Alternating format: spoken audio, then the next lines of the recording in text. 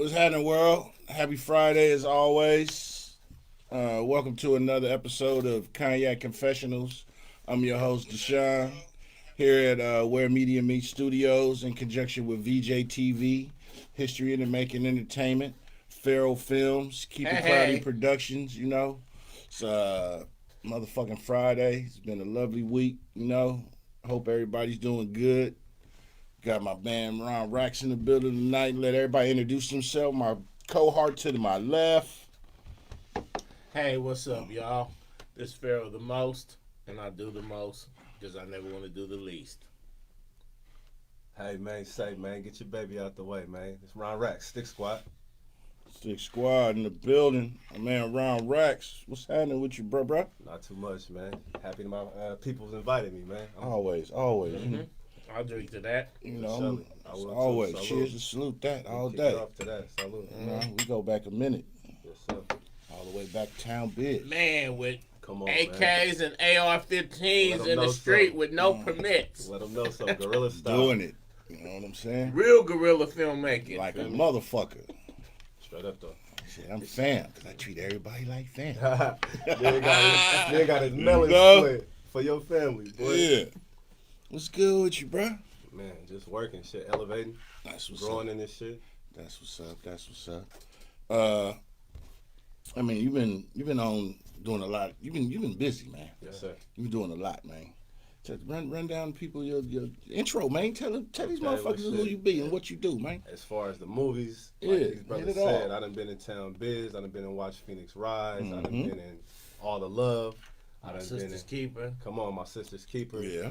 Stronghold, you feel me? So just working with these fellas, like I said, for a while, and that's the film career. On the side of that, I also do music. Tell them What about I'm wearing right here is my clothing line, Stick Squad, stronger Stick than I Squad. can comprehend. There you go. What that means, that's an acronym for those that don't know. Those that y'all follow me for a minute, you know exactly what that means. Those that you are new to me, I'm gonna tell you what that means. Okay. Stronger than I can comprehend. That means it's relatable to each and every walk of life, black, white, blue, green, rich, poor, gay, straight, whoever you may be.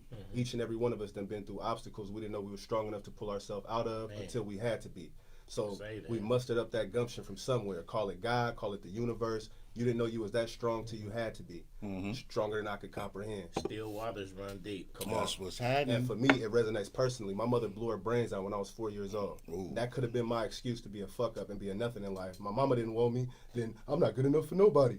Instead, I took that and used that as my strength. If that don't break me, ain't nothing gonna break me. Hey. Say that, man. You feel me? And So, from an early powerful. age. from 4 years old. And I don't look for no pity party because that made me who I am today. That gave me the character I am. And it wasn't a hard transition. Through the grace of my grandmother, through the grace of God, I didn't have to go into the system like some of my partners. I didn't have to go into foster care and bounce from this place to this place. And so yeah, I know people that still had it harder than me. I don't say that for sympathy. I say that because for motivation, to inspire somebody. If I could do it, you could do it. Right. Feel me? So not to go off on no tangent, but that's what the clothing line represents to me. Man, you got to That's give it what's to up. them real and raw. Yeah. Yeah. Now, one thing I'm going to throw a disclaimer in there. Yeah. If y'all go and have a Ron Film Festival, he plays the villain in several of these movies. Yeah, In Town boy. Biz, he's a villain. In Watch Phoenix Rise, he's the villain. Yeah. In fact, I had somebody lean back and say, I don't like him. And I'm I like, did my job. That mean you did your and job. I'm like, trust me, man, he's an A1 dude. My That's God. acting you see. So if y'all will go have a Ron Film Festival, trust me, he's an A1 dude. Yes, indeed. You know, you're going to hate his character, but you're going to love him. Come on. Do the meet and greet with me after when after they done do the credits. I'm gonna be down in the front. You feel me? Mingling, popping it. Come talk to me. You gonna find out. Right. So, Ram, what's happening? Thanks for watching, Ram. what Trina, up? Connie, what's Man, happening? what What's it happening? do, man? So, movies. You talked about the bars. How did you get into rapping? So my father was actually a bodyguard for MC Hammer when I was a youngin'. So I'm on the road, and that kind of led to, I want to say, mom's depression too. I wasn't old enough to know, and I got a great relationship with my father today. I don't hold it against him. I'm just a man like he was. So who am I to judge him for his actions? He trying to feed the family. Come on, man. He out there getting it. So me and mom's on AC Transit, getting off on Broadway, fucking, you feel me, public transportation, welfare line. Pops, you can't touch this. In Australia, Japan, fucking KFC commercials, fucking doing it, you feel me? But that had me backstage at a young age. So that gave me a taste of music life at a young age. That gave me, you feel me? But then you was able to stay grounded because you also had a reality. Exactly. That was I knew that wasn't my day to day. This is a treat. But it still gave me a spark. It gave me that sparkle. Like, okay, even if we is at the concert, I need to be on this side. I'm supposed to be on this side. I ain't supposed to be out there. It's cool if I'm out there, but it's a way that I'm supposed to be back here. Somebody, you feel me? So, yeah, that gave me the taste of music. My first rap, I was in elementary. They had a little poetry contest. I bit Richie Rich shit. That something about the West Coast. My shit was right. It was something about McDonald's. It made me want some fries. And you feel me? And whatever it was, I started going with that shit and then end up winning the shit. I'm like, okay, that was like 4th grade, 5th grade. Then I ain't touch it. But I used to always like we supposed to be doing work. I'm writing raps. I'm like trying to remember the raps, Bone Thugs and Harmony and shit, Loonies and shit, 3 times and shit. Yeah. Trying to write that shit in my notebook. And then eventually that shit, talent shows, you feel me? And then just that shit just kept bubbling. Dropped my first shit when I was 17. Old school Tower Records, old school, you feel me? School Tower old Records. School CD Baby. My partner Uncle grabbed all the, I'm from High Street. My partner Uncle grabbed all the little niggas from High Street, like, come on, bro. Took us out to Tracy, had us recording at his house, had us lifting weights, had us in boot. This was around making the band time, so that nigga had us running. You feel me? Like, if you want to rap, nigga, you want to rap, because he pen life hella shit. So he got out.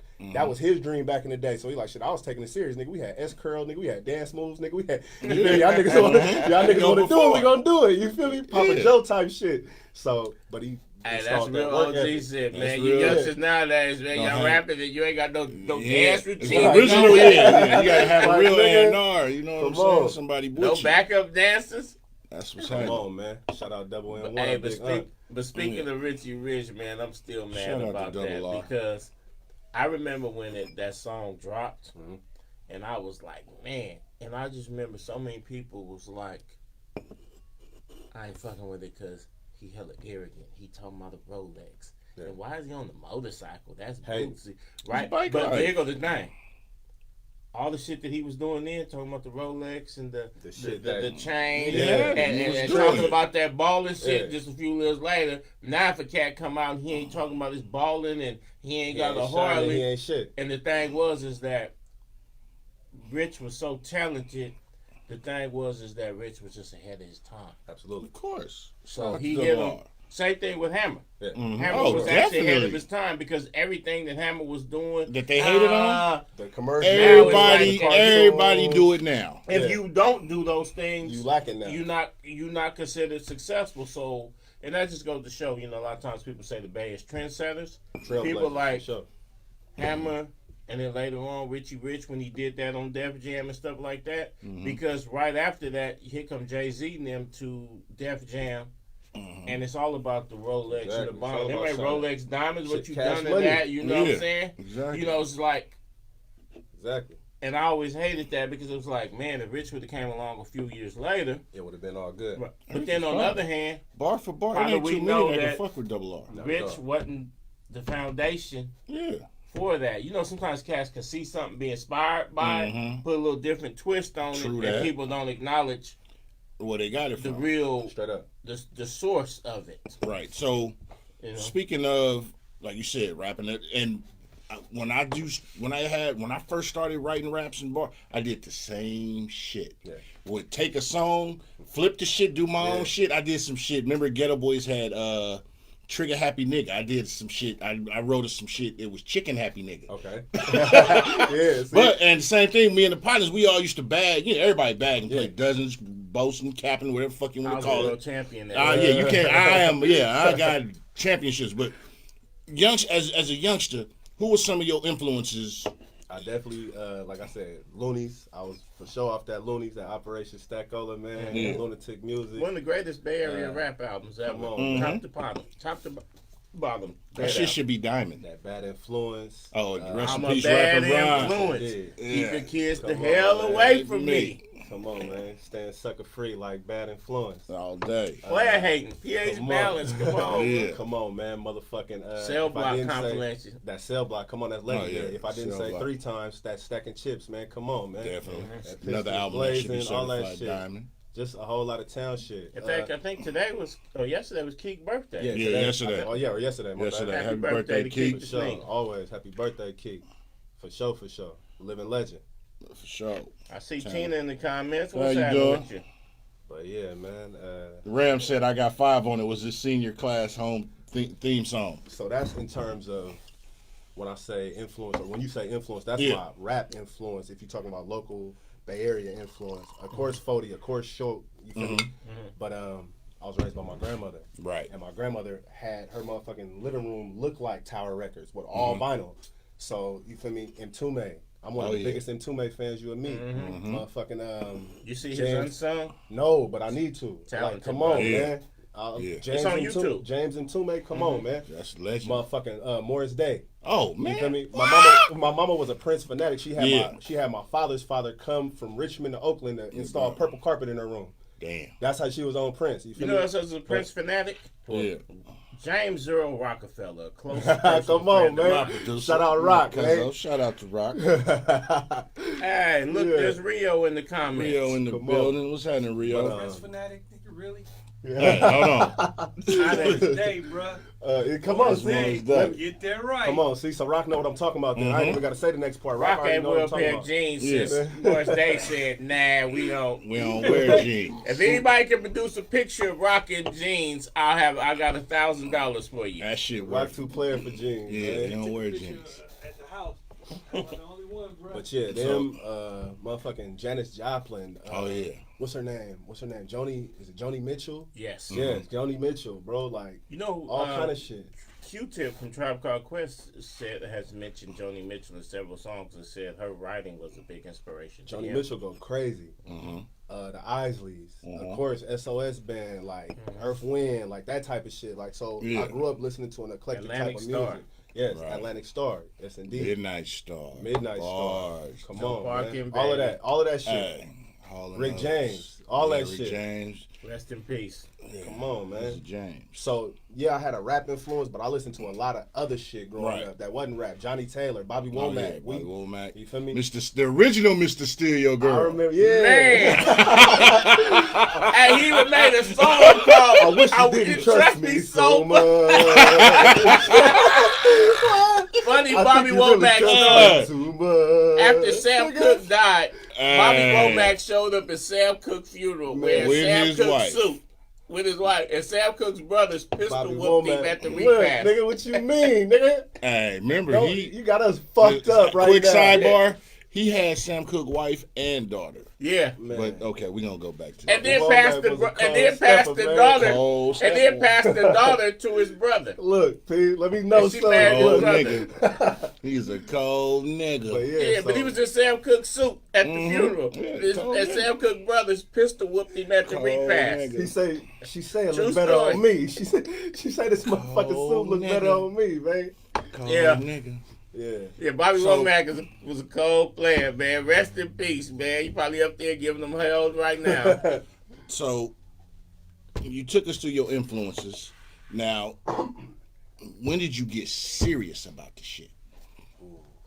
It would be because life happened. So right in the, like I said, I dropped my first shit through CD Baby. That gave me the distribution to get in motherfucking Tower Records. I had actual hard copy CDs in Tower Records, motherfucking. And then life happened. Motherfucker started growing up.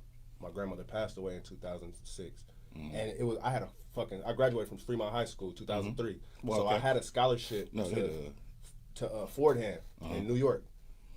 And at first she didn't want me to go because she was diabetic, she had amputated toe, ride around in the wheelchair. But that was my baby. She got me. All them years I needed her. That's your rock.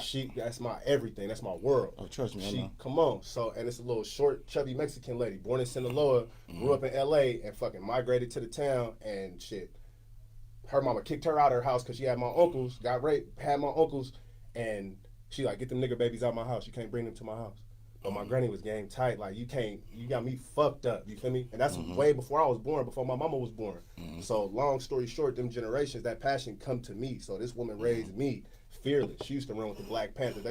Damn near, she looked like Angela Davis, little light skin, red afro. You feel me? She out there thugging with the Panthers though. With my grandfather, with my mother, with my not with my uncle's dad, with my mama daddy. You feel me? That and then so, long story short, that was my everything growing up. Right. So when I got to a certain age, I got that salute to Granny. Yo, your Cairo Granny, she made a man. My best friend. Ain't none of this game come from no nigga. And they be like, can't no woman raise a man. And I agree with that. I agree with that wholeheartedly to a degree. Cause women show raise me. Cause the man responsible was nowhere to be found. So all this game, all this whatever I got today, this didn't come from no nigga. Didn't come from no man. It came from that woman. Mm-hmm. You feel me? So when it came to that point, I had scholarship. Right. And Kedra watching what's happening, fam. Thank you for tuning in. Yeah. And then by the time it was to the point she like, cool, you could go. I ain't even want to go no more. I'm like, nah, like, I don't already made my mind up. You felt guilty. Yeah, that shit sailed. I'm cool. Like, right. So then life happened. Nigga gotta work. I've been working though. Nigga been working since you gotta eat. I had my first job at the Coliseum Christmas tree lot, 13 years old. There you go. You feel me? Like, just happy shit. I made, 120 my first day in tips and shit. I came home. I'm like, Granny, I ain't gonna give you all of it. I ain't gonna give you half of it, but I'll give you some of it. I threw her like 50, 60. She was juiced. Uh-huh. You feel me? And then I'm like, okay, this shit gonna work. This little money shit gonna work. Mm-hmm. So I built a work ethic very young. You feel me? Right. I be telling my youngest now. Be a guest. Kedra, that's already lined up. Kedra playing. Kedra on stage. Shout out to Kedra. That's the fan. Shout out to Kedra. Hey, appreciate you tuning in. Single. Yeah, she do. Kedra go crazy. Yeah, she do. We got that lined up. But yeah, man. So to bring it all, tie it all back together and answer your question, probably a few years later, because I released a second album.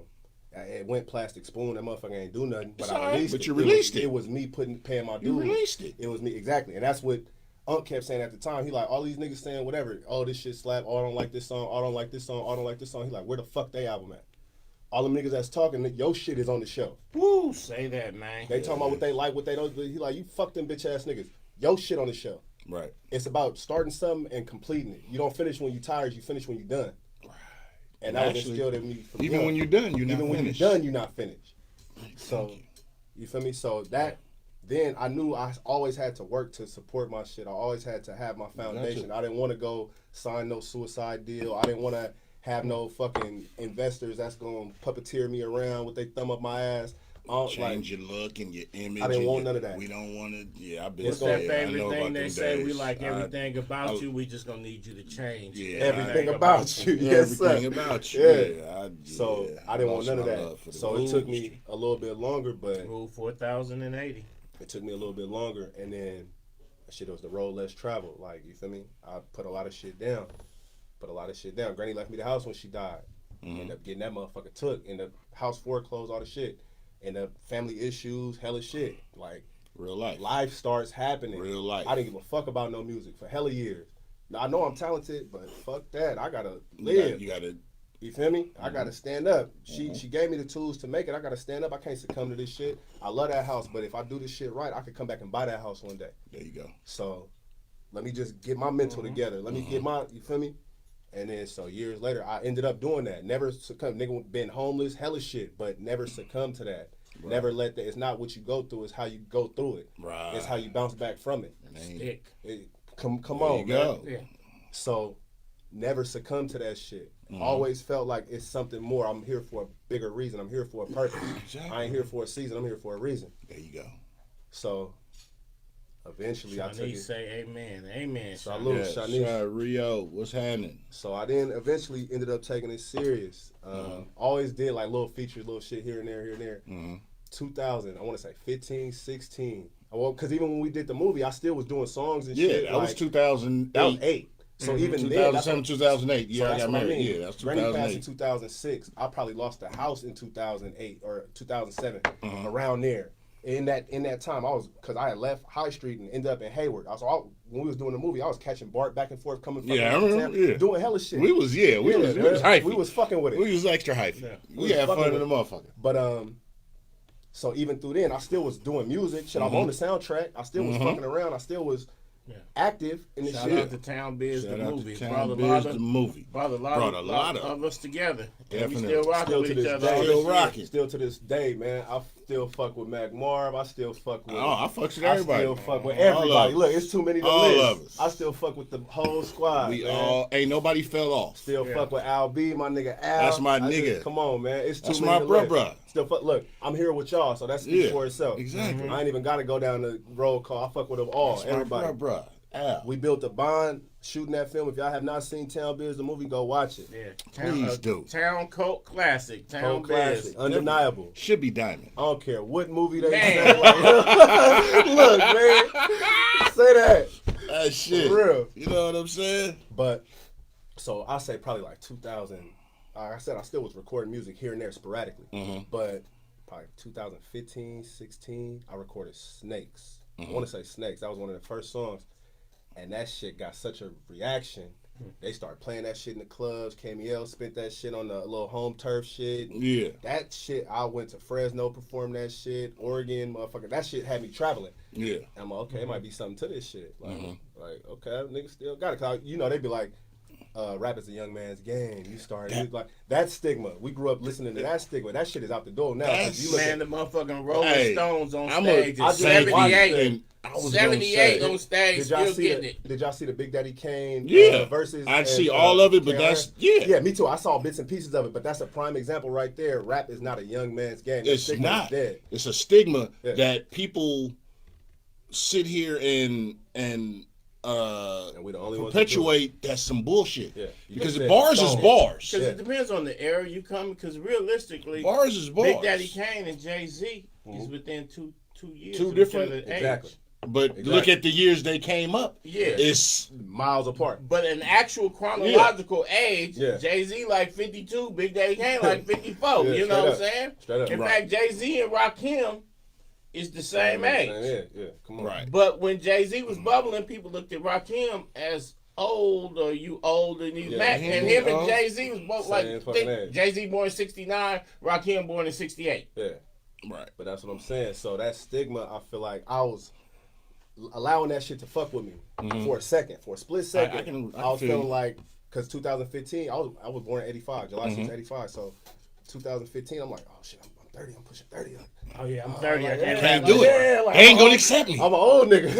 Mick Jagger, 79. Elton John, 80 on the world tour. In fact, I had a nigga tell me that the proof that Jay-Z and Beyonce don't really got that money like that, he said, because Jay-Z 50, and if you supposed to be a billionaire, you 50, and Beyonce 40. Ain't nobody still, if they was a billionaire, they ain't gonna still be touring. I'm like, nigga, Paul McCartney is a billionaire. Exactly. What are you talking about? He 80. And he out, you know, it takes money to make money. In the rock and roll sphere, that's billionaires sold out tours and 75 plus years old, like Elton John them doing world tours, and nobody's saying, "Oh, they must be broke." And the thing about it, so why Jay-Z and Beyonce got? He hurting. So why Jay-Z and that's Beyonce the bullshit. Because the game, the real game, the real money you see is in touring. Yeah, record sales and whatnot. You own everything. You may see. Right. 7 points, 8 points, 10 points. Yeah. If you don't know point system, go look the shit up. Exactly. But owning your shit is different. Exactly. You'll see some shit. But if you sign to a nigga that signed to a nigga that signed to a nigga, come on, man. You ain't getting 1/3 of a point, and maybe. You gotta split that. When Rock Nation come to a town, Jay-Z taking a cut of the parking, the concessions, and he out there selling you $20 programs. He's selling you $40 long sleeve t-shirts. Is touring. Yes, sir. And no matter what venue it is, you look at comedy, look at whatever. Besides movies. I would say this when I'm speaking on this aspect of the touring is the way. That'd be like, movies is one thing, but television is the shit. Mm-hmm. And you would think society will make you think that television is the lesser and movies is the getting syndication. You paid forever. Until you try to buy NBC and they say you gave some bitches some Quaaludes. That's another story. What's that TV show, Modern Family? And they got to talking about the chick that's on there is making $40 million a year. and been making $40 million a year for the last 10 seasons. Yeah, you be syndication. You be like, wow, tour for real? Syndication in TV is like an artist touring because you gonna get residuals, and that's what it's about. Generational wealth, residuals. And even when you're not filming, you getting paid off them reruns. Exactly, And that's we that in the residual future. syndication. And we almost to the future. It's gonna be a point where if you get hit in the head with a brick, your kids will be able to take your hologram on tour. And Straight up. syndication. So you got your albums out, and you was I seen you with Carter Block. Y'all did the food giveaway, the backpack giveaway. Shout out Mr. Carter Block. I follow bro. I salute. I respect that bro all day, man. He's real I'm gonna have to get bro on the show. Yeah, indeed. We need them. We need Duty up here. We need Bird up here. We need Boots up here. We need the Mob up here. Man. I'm with that. They real all active day. in the community. I'm sending out the invitation. I'll be like, okay, these cats is really, really for the people, man, and I respect the hell out of it. Yeah, for sure. Nah, they're my brothers. Shout out Carter Block for sure. Shout out Carter Block, man, all day. You know what I'm saying? Dub love. All day. Talented dudes to give back, man. You know you love to see it. So Ram just said Judge Judy getting $50 million a year, and she take 8 months off a year. Exactly, syndication. I ain't seen an episode of Judge Judy in forever, but I know Ram not lying. Yeah. Judge Judy taking. That's what I'm saying. Syndication. That's touring. You going out, you seeing places, experiencing shit. Yeah. So, what's some of the places you've been to? Man, I've been to Miami. I went to Miami my first time like 2 years ago for Rolling Loud because I was hella mad. I was salty because I had missed the Oakland Rolling Loud that year, that year previous. So I want to say it was like 2018. I missed the Oakland one, and then because I was in Reno fucking with some family shit. So that same year I drove down to LA, backstage or VIP shit, fucking with LA. No, I'll take it back. I'm joking. I was not VIP at the LA one, but I was general admission LA. And it was I felt like I was a sardine in the can. So I'm like, man, this shit cool, but I gotta do VIP next time. Like, fuck all this pushing and shit. The motherfuckers say, excuse me. And it's a bunch of little kids. It's a bunch of little fucking teeny boppers. So they come, excuse me. And their excuse me is they just want to stand right here. Like, I want to see the stage up there. They just want to get like right here. Like, come on, man, it's a million places to stand, not in front of me. Like, so I was like, nah, I need VIP next time. So that's what we did. Fucking May came. Me and my girl, we flew out to Miami. Out there thugging VIP. Only thing with that is I saw you. We end up having more fun though at the LA one because the VIP, the viewing was so boosty. We on the side of the stage, but you could barely see the shit. Meanwhile, the people in general admission damn near like first row, like up on the fucking stage, and they got us way back here on some bougie ass shit. Like, shit, I want to be out there. We paid extra for this shit. Like, the party out there, it's smacking out there. They lit over here. Y'all dry as fuck. Like, so, but that was a learning experience. So Miami, and then I even was in the studio in Miami. I came back, and I didn't like the song when I got back to Oakland, but I recorded like 2-3 songs out there. Kept a couple of them, but one of them was like, bitch, don't call me Raxx, my name Jet Ski, because I was out there on the jet ski, so that night look, so I came fucking around though, man, like living life, so that's, you got to. That always been my shit, like, instead of going to the club every week, and I don't know if it's no youngsters listening, but don't spend your money at the club every week. Niggas getting shot up, fucking, you get crossed up in a twist, mistaken identity, all kind of shit, nigga, you'll be walking to the club, they come spin the block, spray the whole motherfucking block, just because the ops over there and you was next to the ops type shit. So don't waste your time at these motherfucking clubs. And if you're a rapper, take this free jewel. They're not going to pay you to go do a walkthrough. They're not going to pay you to come to the club if they always see you in the club for free. So if you're a rapper and you do music, keep your ass out the club unless they're paying you to be there. You'll get that at 3 in the morning. You feel me? But, yeah, man. So Miami, motherfucking, I went to Canada when I was young. I haven't been there as an adult.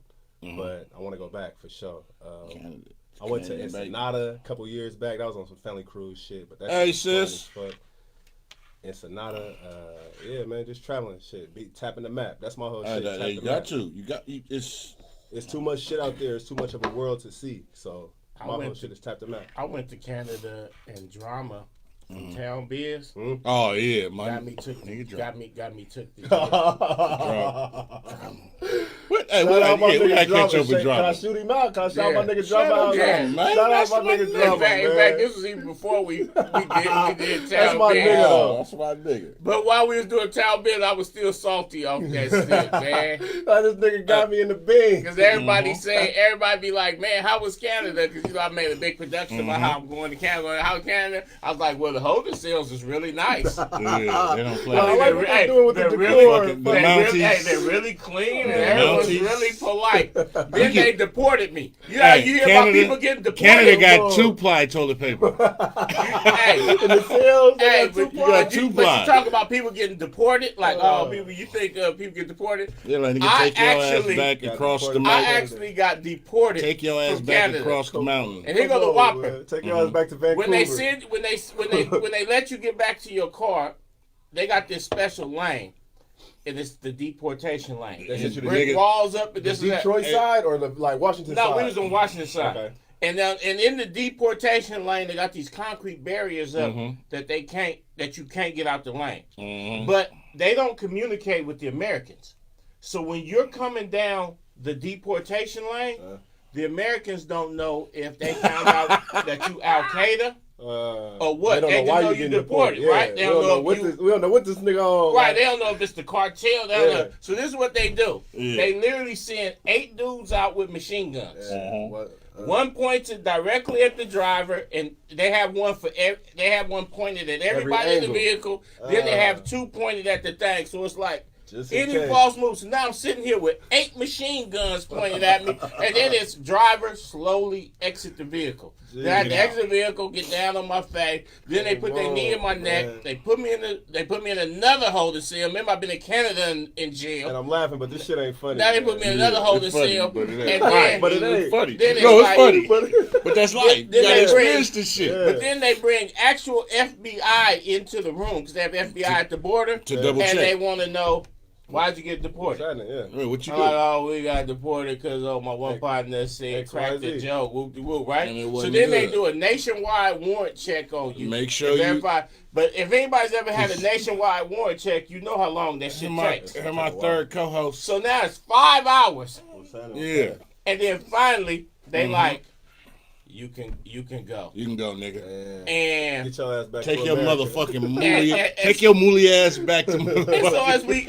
as we get into the van, I look at Blood and I'm like, You like any joke, anything I you can say imagine. wrong, I'm on your I'm a ass. sock you. I'm mad. I'm a sock. Nigga, don't even clear your throat too And, loud. and right from the now, Canada nigga. border back to Seattle, Washington, nigga, Hey. it was like Hey, 30 solid minutes of Nigga, Solid. don't. say. You better not smile. Solitude, Just nigga. look, nigga. If you driving, you better drive and look at the road and the Yeah. mirrors Yeah, only. nigga, Nigga, Don't even check the Those side small I don't mirror. want to see shit. Check the Fuck the radio. So- nigga. Yeah, I don't want to hear no slaps. Alright. Nigga, I don't want to hear nothing. Sin, I'm gonna see if I'm gonna get him to tell the first part of the Hella story. funny. But Cynthia want to know the first part. How'd you end up in the holding still? Give it to us quick. Okay. And that When you get okay, so was first brought off, to you by four black men in a van is gonna get red flag, right? Mm-hmm. So we get red flag, and dude come over and they're interviewing us, Yeah. and dude say, "Okay, so y'all just going." We had the cap already. We went to the University of Washington, and we was Oh, visiting, and we was with a friend, and we going to just spend the day, and we coming Digging right it. back out. They And then was doing dude some said, bitches. "Okay, so do you have any weapons or contraband?" And my nigga said, "Just the good old fist." And dude said, "Excuse me?" Like, what? Because we all know, what's the answer to when the police say, "Do you have any weapons in the car?" Absolutely No. not. The answer is no. Yeah. So any words that come out your mouth besides no, make them be like, "Oh, Unless whoa, it's wait a a thick minute." chick, you be like, nothing So but this just dude savage said- This dick. ain't the time to be funny. And that ain't the I time even to be looked over funny. because blood was. I even looked over like, nigga, what? did you just say we got weapons in the car? And What? then the nigga say, yeah, the good old fist. He repeated. And dude still didn't get it. It's this white dude with a red face, and That's they a wear threat. they wear these He's a smoky fucking bad hats. Mountie. At that point, Yeah, that's fucking another- Mountie. He hopped off You a know the horse. thing, the Fucking strap like a is in the Mountie. back of his head, right? Mountie. And he said, "I beg your pardon," and I'm even over there like, "Yeah, I You know beg the your Mounties. pardon." Yeah, the And my Mountie partner ain't Mounties said, ride horses. Can't my play partner that shit. said, he said, you said, do we have any weapons? Hey, right, And so I'm you like, can't take I'm telling niggas you. nowhere. And he said, yeah, the good old fist, that's a weapon. That's the only weapon we bring it. Bro, And then dude broke a big smile. I thought we was good. He said, oh, I get it, the good old fist.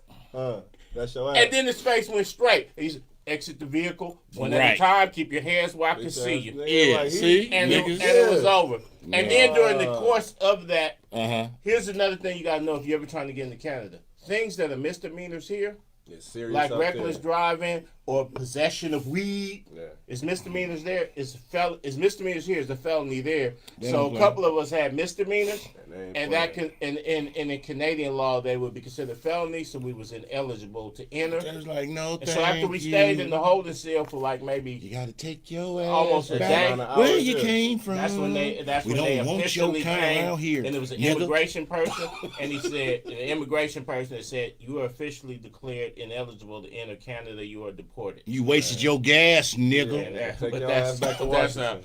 Okay, so don't play with the police in another country. Don't joke.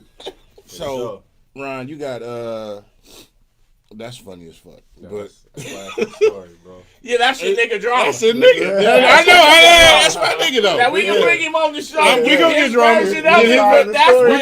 Hey, drama. If you watching, reach out, bro. It's all good. You gotta come tell tell your side of the story. It's good. Shit. So you got Bet on It, which is Slap, certified slapper.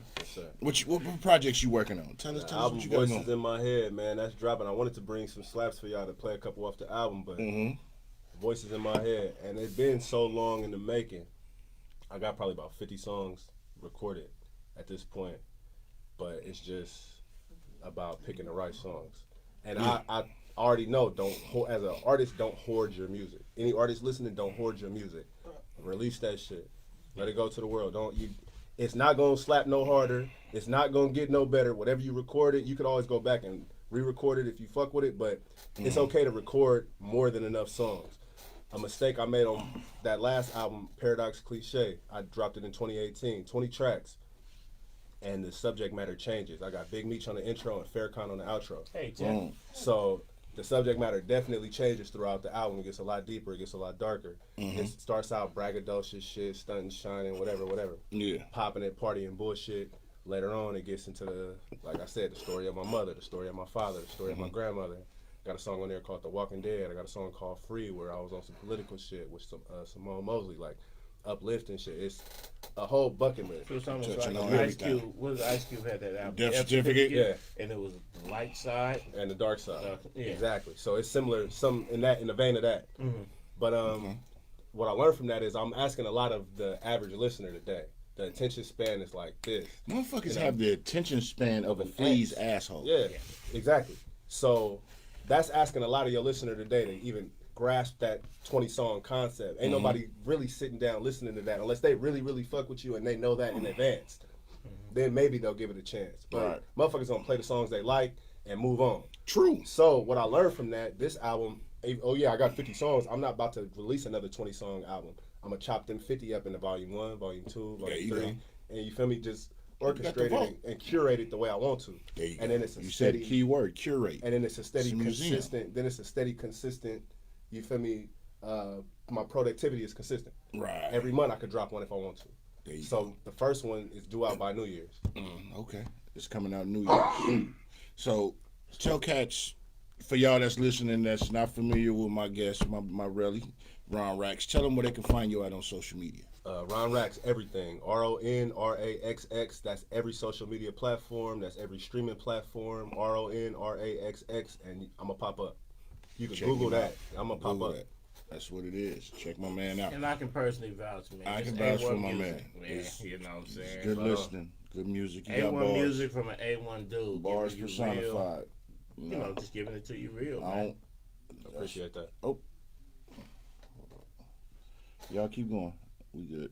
Yeah, man. Okay, yeah. Now, another thing, though, is that besides the music, I know you got a real passion for the music, but having been in movies with you, man, you pursuing anything else in that career because you're a talented actor. I'm actually penning a screenplay right now that I'm gonna come back and present to y'all. Only reason I ain't even spoke on it yet because I want to get it right first. Mm-hmm. When I get it right, by this time next year, I want to have the funding for it. Mm-hmm. So when I come, I don't want to just come with an idea. I want to come with an idea in a bag and like, let's do this shit. Right. You feel me? So I'm writing a screenplay right now that y'all gonna see on screen that me and the gentleman that you see me sitting next to is gonna put together. So, and without even saying too much, I'm not even gonna talk about it. But now, as a person that's wrote a whole lot of scripts, let me tell you something. Mm-hmm. Don't take a lot of time getting it right. Okay. Because I know it's gonna be 50 million rewrites. Exactly, because that's one of the things. For all of y'all that's out there that's writers, and I done wrote a book, I done wrote about 8, 9 scripts. It ain't gonna just like when you was talking about the music, you gotta you be holding the music in. Wasting your time. You can keep tinkering with this and that, but at a certain point, you got to be able to say, and this also is an indictment to the listeners and the viewers. Sometimes is that you can put a lot of artistry into this shit, and motherfuckers like Shizzle said, they got the attention span of a flea. So at a certain point, man, where you say, you know what, this is cool right here.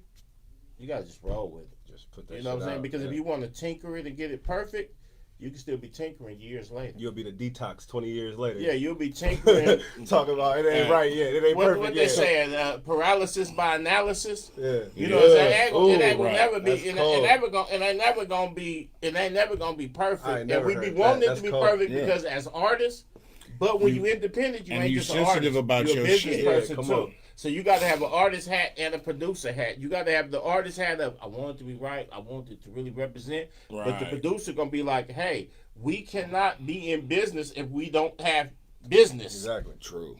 Yeah. We have to, in order to be in business, we have to have a product that people can buy. So I got a question from Sin. Sin says, so who wants to teach screenplay writing to the babies, to the young people? Because that's an art. And I can speak on it because I'm here with the studio family that I'm blessed to be a part of, and have done. No, I'm not color popping right now. I'm trying to think of how many movies. I ain't flexing on y'all right I'm not. now. This is not a flex. It's not. But just being honest and humble, because I'm humbly cocky. That's my term. So if you see somebody else saying that shit, you know what he got it from. But seriously, I grew up and I was adult when I got in here with this, but watching book, movies. Samantha was happening.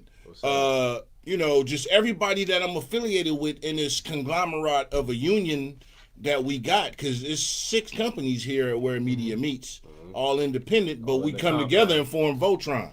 Say that. Well, I was actually, to answer Cynthia's question, I had actually was going to go up to Laney and start teaching a practical screenwriting class.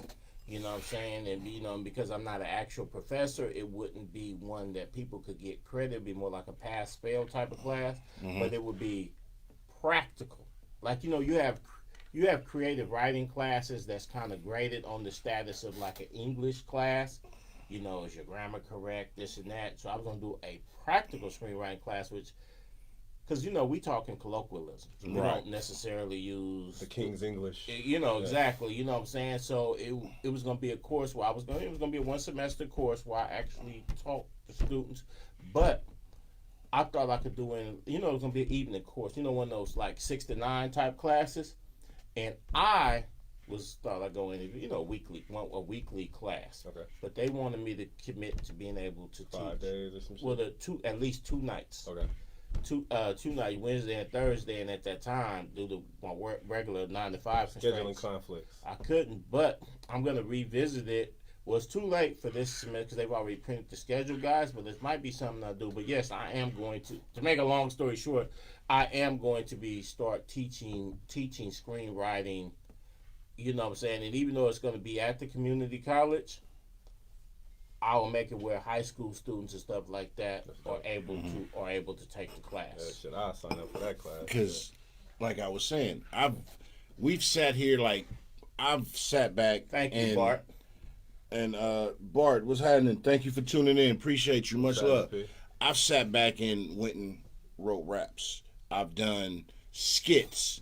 I've written poems. I've written shit, and I'm sitting here, like I said, I suck up all the shit from Pharaoh, from my cousin Rock, from Renee, from Ram, Drop, Dolph, everybody that's connected here. I suck this shit up in, for sure. and I'm like, man, and I'm like, I got some shit that I be like, man, because I had an idea for some shit, and I go to them sometimes, and sometimes I be like, I don't want to go to these. I want to wait on my shit. And they be like, nigga, stop waiting. Yeah. Because I'm waiting on. Yeah. I'm a humbly cocky nigga, but I be having some ideas, and I be like, okay, so you gotta craft that shit sometimes, and sometimes, like you said, you just gotta let that shit fly. Yeah. Because they gonna tell you if it's worth it. Throw that shit out, and they gonna tell you if it's worth it. Even if it go against some shit, they be like, oh no, I don't know. Yeah. You believe in yourself. Yeah. You miss every shot you don't take. Because all that straight up. Straight up. Prenda And all they has a gonna do question. is give you the game. What's happening, Prenda? That's my How you dog. What's your best favorite experience as an actor? That's Prenda's question. That's working with these guys. How you doing, Prenda? Anytime Thank I'm you on set for with tuning these in. guys, it's a party. It's a party. We kicks it. Look, Hey, take it back to Stump Blunts. come on, man. Come on, man. Look. That's inside joke. Town Biz, 2008. Town business. Town Biz. Yeah, that's We my had favorite. Stump Blunts. That's my favorite time acting. We had It's fun. set- Shout it's out set to on Footer Town and Business, man. everybody. For the Anytime I'm with these guys, it's Everybody. a movie. It's a movie behind the movie. yeah. Shout out to Samantha. I guess grandbaby is sick. You know what I'm saying? But Thank you for tuning in. Get well to the grandbaby. Oh, Good praise person. Godspeed. good praying lady. To the young lady that asked the question about who was going to teach, it's a That's sis, blessing. my sis. What's Yeah. happening, sis? It's a blessing that Pharaoh said he would teach, but it also starts with those young people just writing short stories, just writing creative writing, like you said, poems. Yes. Like I write all kind of shit. once they start doing that, then they're on to something. Then the screenplay transition will be easy, a lot easier if they already show that interest in writing. Because once you start writing, Hey, 'cause Rev. I'm not gonna necessarily say it's easy, but I mean it's easy for me. But it's easy for me because I learned the fundamentals, and that's the thing. I can't teach nobody how to write because that's got to be in you. But Right. I can teach you the fundamentals But- of how to structure it, Exactly. and you can bring out what's in you. So, Absolutely. like, I can speak for myself, and because I can't speak for nobody else. So, I was at a high school where I'm from Oakland, East Oakland, Murder Doves. Say that. Yes, But- indeed, Ram Van Blank. Yeah, I was gonna say, I was finna say that. So, I was able to go by, like you said, life happened. So I got moved because I was doing too much at a young age, and I got moved to Sacramento for my junior and senior year in high school. Okay. I was on TV in high school. Yeah. Because we had a video production class in high school where we'd produce shows. Yeah. We wrote sitcom our own. I mean, we fucking 15, 16, 17-year-olds. Media Academy and shit. We had Like- shit, so we was so I go in the mall, niggas be like, nigga, I saw you on TV, Yeah, I and seen I'm that. rapping. I'm like, nigga, we doing shit. Fucking with it though. We doing exactly. So, and we had a drama class, and I grew up around all angles of people who was doing something and was learning because you had those people. And once again, I'm not in touch with what's going on in the high schools and whatnot now and then today. So I don't know if they have these programs, but that's where that shit happens at. Yeah, for sure. That's where it starts at. That's Because where you the got to seeds are have planted. creative writing. You got to know how to write a strip. You got to know how to put a whole paragraph. Remember, you had your syllabus and your outline of your fucking everything, and you had your subject A and whatnot. You got to learn this craft. Basic And fundamentals, like you said. yeah, you got to. Hey, it's more than one way to scramble an egg, but as long as the egg come out good, As long as you don't burn that motherfucker, don't you burn good. it. Arcs, paradigms, you know what I'm saying? Hey, right, Ram. Ram had exactly Ram. Ram had Tiger Five TV at Fremont High. Yeah, Dude, man. we did. Hey, what's up, Danny? I see Hey, Danny cousin tuned in. Danielle, what's up, cousin? What's happening, cuz of? But I was lucky, and the cats I grew up with and know have gone on to do. I got brothers who are doing a lot of things that I went to high school with. That's living, doing big shit all over, and it's those seeds were planted while we were still maturing. Absolutely. Right. And you gotta have that. Like I said, I don't know if they're putting this shit in high schools now, because remember they took wood shop and auto shop. When I was in high school, you can fucking be working on your car in high school. You had wood shop. I had wood shop in junior high. I made motherfucking wrestling rings and shit. I made motherfucking plaques and shit when I was in junior high. Roosevelt. I made a ruler. I was at Roosevelt. Board home, like look in the town. So big thick ass wood cutting board. Like, hey, right, Sin. I know you know. Oh yeah. They don't give a fuck about you can pull creativity. They don't give a fuck about it. You pull your car to the auto shop, you might get your oil changed 2-3 times. In high school, nigga pull up, be like, nigga, I'm working on my fan belt and shit, and that's your class, so you working. That's the high school I went to. Hey, somebody come change your oil and morning class, be like, well, this oil been changed. Hey, right, Ram, exactly. Ram got it right, exactly. People was painting their own cars at Fremont. Exactly, that's the school I grew up in. Where your creativity was given opportunities in many circles, and we don't have that nowadays. I'm pretty sure we don't, because if I want to keep you in the corner, I just point that way. You'll get that at 3 a.m. Well, one of the things too is that there doesn't seem to be that. You know, like they used to have programs like ROP and stuff like that. Right. And some cats would literally go learn how to become a journeyman plumber, journeyman electrician, and then they would come out and go to vocational school. Do they even have ROTC anymore? I was company. Hey, there you go. Look. I was company commander. Come on, Roosevelt. And which means I ran the whole shit. They kind of had a thing. 9th grade. Military being I was company campus. commander. I don't know if they still do ROTC. I didn't go to the Army, but I was ROTC company commander. But that means I ran the whole shit. I'm just humbly cocky. I'm just telling you. I was that nigga at 15.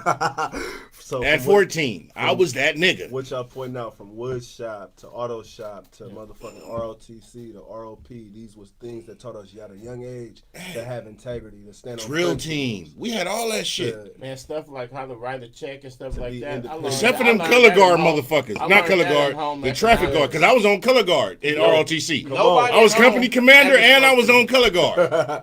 I did that shit. Nobody at home showed me nothing about a sewing machine. Treva, what's up, sis? All that type of shit. Home economics. I made my first duffel bag. I made a duffel bag in the 7th grade. I bullshit you not. I went to school because, once again, life happens. See? So I moved to the East Coast, so 7th grade. Was a duffel bag boy way before 7th grade. 7th grade. I made a duffel bag in the 7th grade. Sold the motherfucker, and it was blue and gold. Come on, Cynthia, come chop it up with us. Oh, Sin already know. That's my sis. She already with this empty cup, man. What we doing? Sin, I got you, sis. You already know what's up. Hey, what's up? Taylor saying shout out to the Berkeley Theater Program. That's sis, Treva. Yeah. So. What you got coming up? So Voices in My Head is definitely dropping. I'm committing myself to dropping it by New Year's. I'm pushing myself to dropping it by New Year's. So that volume features. 1 will be out. I got Freddie Gibbs on there. Ooh, I got Freddie Gibbs on there. I got bars. Come on, man. Freddie Gibbs, one of the dopest. Yeah, that happened through the mob, man. Shout out PK. Shout out Gator Boost. That just happened through family. Fell in my lap, and I ran with it. I got Naija Chanel on there. If y'all ain't heard of her, go tune in to sis. Naija Chanel, check her out. I'm familiar. I compare her to Alicia Keys. Okay. So my song right now, you can look it up. It's out on all streaming platforms. It's called Can't Fake It. Ron Raxx, Can't Fake It, featuring Naija Chanel. Got it. And if I'm gonna slap that as soon as we get off here. If you're a fan of Alicia Keys, you'll love this young lady, man. She go crazy. So tune into her music too, because she has a voice of an angel. I heard her. We ended up being put on a Spotify playlist together, so I'm going through all the different artists trying to network on the playlist. I'm sending messages to everybody like, let's work. You know, guys have an ego, so a lot of the people didn't reach out, but she did. She reached back, and her song was better than my song on the playlist. Her song was my favorite song off the whole playlist, and so for her to be so humble and gracious and reach back to me. Everybody trying to eat. That's the thing about it. She from Brooklyn. You gotta be humble. So that's shout out to the beat. That's bridging the gap. She from, you feel me, Brooklyn. So, man, that's love. So just to be able to mix those fan bases and her fans get a taste of me, my fans get a taste of her, that was beautiful. So shout out Naija Chanel. But yeah, Freddie Gibbs, Naija Chanel, and I got a few more surprises on there. I ain't gonna say the rest of the surprises, but y'all gonna be happy when y'all hear them couple features, man. I'm one of the people that I feel like I'm torn in the sense that I know I don't need features, but it's because I don't never want it to be like, if I ever did a versus, oh shit, every song got a feature. All your songs got a feature. You can't stand by yourself. So I want enough hits by myself, but I'm not afraid to branch out. So I'm speaking on that. Well, first, before I even go into that, Cynthia said, "What's the playlist of what?" Oh, it's called Spotify. It was Spotify playlist, Making It Mag playlist, and Making It is MAKINIT mag. So like Making It magazine, but magazine is abbreviated. So Making It Mag playlist number 33, and it's on Spotify right now. You can check that out. All right. So Tio, say it again because I halfway lost my train of thought, but I'm gonna pick it up as soon as you go. Oh, just being torn about not necessarily wanting to rely on features. Bingo. Okay, so with that, because I like to play devil's advocate on the show. Okay. Because that's why you're in the red. That's why you're in the. You feel me? So, the double-edged sword of that, because you get people that'll be like you said, oh, you can't hold the show. Own, yeah. But I love posse cuts. Yes, sir. And that's an old school term. If you don't know what a posse cut is, do your research. You're too young to be watching. It's past your bedtime. It's past your motherfucking bedtime. It's like I don't argue with niggas who put their suits in the washing machine. Come on. Yeah, but I'm a fan of that shit because I like that get back energy when you sitting there in the session and everybody going and getting it. Yeah, that shit go. It's the creativity because. Now, what I do know about today's industry, you can send me a beat.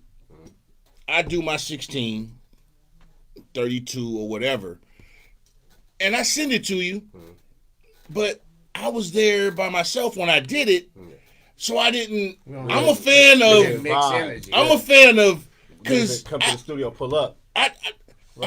I ain't gonna date myself or nothing, and no, I don't have Brett Favre dreams of seeing if I still got it. I got bars. Yeah, I do. Verified. Very. But I come from the old school in the bathroom. Yes, sir. The headphones and the microphone jack with the dual deck cassette. Yeah, press and record. Fuck with the tape. I come from that era. Come on, man. Karaoke machines and bars. shit, Niggas that I knew from high school, junior high. I've done that, so I don't. And I ain't saying I'm better than nobody because I'm not. Tissue in the tapes and a little. All that. Oh, nigga. Yeah, you know what I'm saying? That's what I'm saying, man. I grew up in that era, but that whole being in that room and the energy that you get from niggas, you together, y'all all in there going and vibing, nigga, go in. Oh, wait a minute. That's priceless. Let me, oh, wait a minute. Oh, I gotta. And that's something you can't capture in an email. You can't. I think that's missing in today's music. That genuine because that camaraderie. Even we sit back, we smoking some weed, we sipping, and you there, and it's like, nigga, oh, and now a nigga say some shit, and not that you biting the nigga, but the nigga just sparked another thought that you're like, oh. I wasn't even thinking about the nigga, that shit is like lightning in a bottle. I think that's missing in today's music. It for sure is. Because from what I've seen, technology made niggas lazy. True. Because I got shit that, and I got songs I made in the 90s on my phone, and we ain't charged shit because we don't have to. I don't give a fuck. Correct. I just do the shit for the love because it's whatever. But if you want 17, 23, or 85, 17, I got them for you. And everything is an odd number because why? I'm an odd nigga. But I'm faux. Say that. So the shit is love. Though that shit is missing. So actually I'm gonna bring you. Let's bring the shit. Right. If you could work with anybody, who would it be? Alive or dead? Or just alive? I said anybody. Ooh. I'm gonna say Morris Day, man. That's my favorite. That motherfucker's a cold piece. That's my all-time favorite. I saw Morris Day when they did the little shout out to that man. Shout out to that man. Morris Day. Bullshit you not. Because I'm so cool. Thank you. I saw him when he came to the Gigolos. get lonely too. When he came to the motherfucking Stone Soul concert, I know. I see Morris. I know. He up there sweating his ass off. He say, I want you to know something, Bay Area. He say, when you see all this water on my face, he say, I'm not sweating. I don't want you to think I'm sweating. I'm too cool to ever sweat. He said, I'm condensating. I was like, this nigga's the coldest ever. And that nigga left off the stage doing the burn. Like, come on, man. Hey, Go ahead, Rock. One, he said when they came on Soul Train and they did Cool. He was introducing all the members in the band. And he came to Jesse Johnson. He said, yeah, that's Jesse Johnson right there.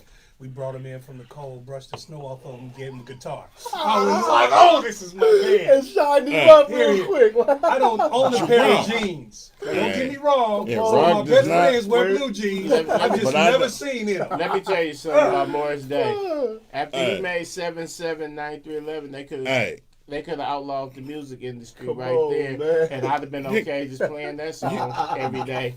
Do you know? Morris Day, that guy, speaking of that number, do you know? Because I work for the. I almost had it. I had studio number. No, I've actually worked on that. For y'all don't know, I ain't gonna say what company, but I work for the largest telecommunication companies in the world, and I actually had a job, and that was the phone number. Oh shit. And I was cracked. I was like, ain't this a bitch? I got to the house and I was like, and they knew that, like, yeah, we was like, come on. It gotta be Morris, man. It was like, We had 777-9211. Yeah. Close enough. You know that's actually Tipology's number. 415-777. I ain't gonna give a number. Tiff in the building. That's the third co-host of Cognac Confessionals. Y'all should know. Tiff in the building. Hello. She probably gonna come over here in a sec. I was just listening to Get It Up. Okay, let me know. Look, so I used to love Get that. up. I used to love that Hammer song. Yeah. That Old Town. Oh yeah. Old Town. Do you know about my city? Yeah. But I never peeped. That was a Get It Up sample. Yeah. I It was. I knew TLC took Get It Up on the Poetic Justice soundtrack. TLC had Get It Up. I knew that because I'm a music nerd with this shit. So I always love knowing the samples and who sample was. Where it came from. I'll do that shit for hours. If you don't know the roots, your leaves will never flourish. Speaking of Oaktown songs, I want to give a shout out to one of Ram and Rock's favorite artists, and that's the legendary soul singer Candale. Shout out to Candale. Salute. You got jokes now. But yeah, I never knew that was a Morris Day sample, man. That blew my mind. So find that shit out, that blew my mind. Servant of the Blues. What song did you say? Get It Up. What you said? Oh, Hammer. It's called. Oh, it's MC Hammer. Oaktown. I mean, off the same album when it's yeah. I know what you're talking about. Shout out to BNGB. I'm from High Street, so Hammer from High Street in Fairfax. We from the same hood. So, and my granny was his cafeteria lady at Calvin Simmons.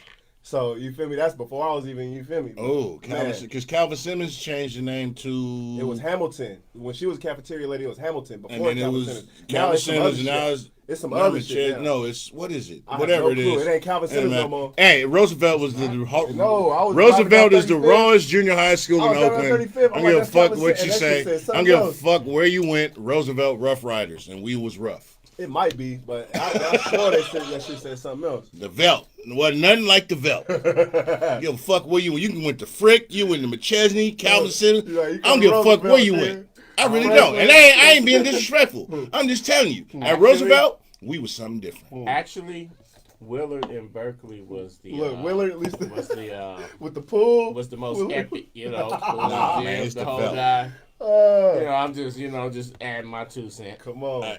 Okay. Since said Mama called it Calvin Simmons, I'm going to call it Calvin Simmons. Say that. I'm just saying. Wasn't nothing like the Velt, man. East 19th, man. Murders. Old school, Bret Hart, all that shit. Yeah, Bret Hart, all them schools. Roosevelt, man. Velt. We did shit. I went to school overseas. We was epic. Say that. We was epic. Humble flex. I used to FaceTime with her when she was epic at the Velt, I used to man. FaceTime her when she was in Singapore. Mm-hmm. Across the water. So, what can we look forward to from my man, Ron Raxx? Just some more of it, man. Just some more of it. The music coming by New Year's. The movie coming by next year. So just Music coming. Let me clarify that. The music coming by 2022. The movie coming by 2023. So just stay in tune, man. Y'all not gonna be disappointed. Shout out your squad again. Shout out your Stick Squad family, familiar, man. Squad, man. Shout out your peoples, man. Rest in peace, Debo. If it was no Debo, it would be no me. Free Brush Smith, free Maul, free Santi, free the Mob, free the Shotters, man. Shout out Maury Coop, man. Shout out Big Bird, Big Carter Block. Shout out Gator Bulls. Shout out Lil Duty. Shout out the whole family, man. That's I'm gonna play my part. If I don't do nothing else, I'm gonna play my part. Hey, that's the thing. This brings me to because we can keep going because we don't have no time. Come on, man, y'all family. I ain't on no time. We doing when it. we leave this, I'm driving to Cash Creek, but I'm not in no rush. Hey, I'm off work gambling. tomorrow. I'm going to play. I'm going to play some dominoes with my niggas tonight. And then I might hit up I can hit up Ronnie birthday party tonight. Shout out to fam Ronnie, her birthday party tonight. Shout out, happy birthday, Ronnie. Man. Ronnie. Yeah, she been on the show. That's what's happening. I don't say that like, I got plans after this. I'm saying that because it's my family, and that's what we do. I take this opportunity. Life is humble moments. and grateful to come fuck with my family. So as long as I can stay here, I'm gonna stay here, man. Hey, that's what I'm saying. Life is moments. That's the thing about it. Period. Life is moments, minutes, seconds, and milliseconds. All tied together with love.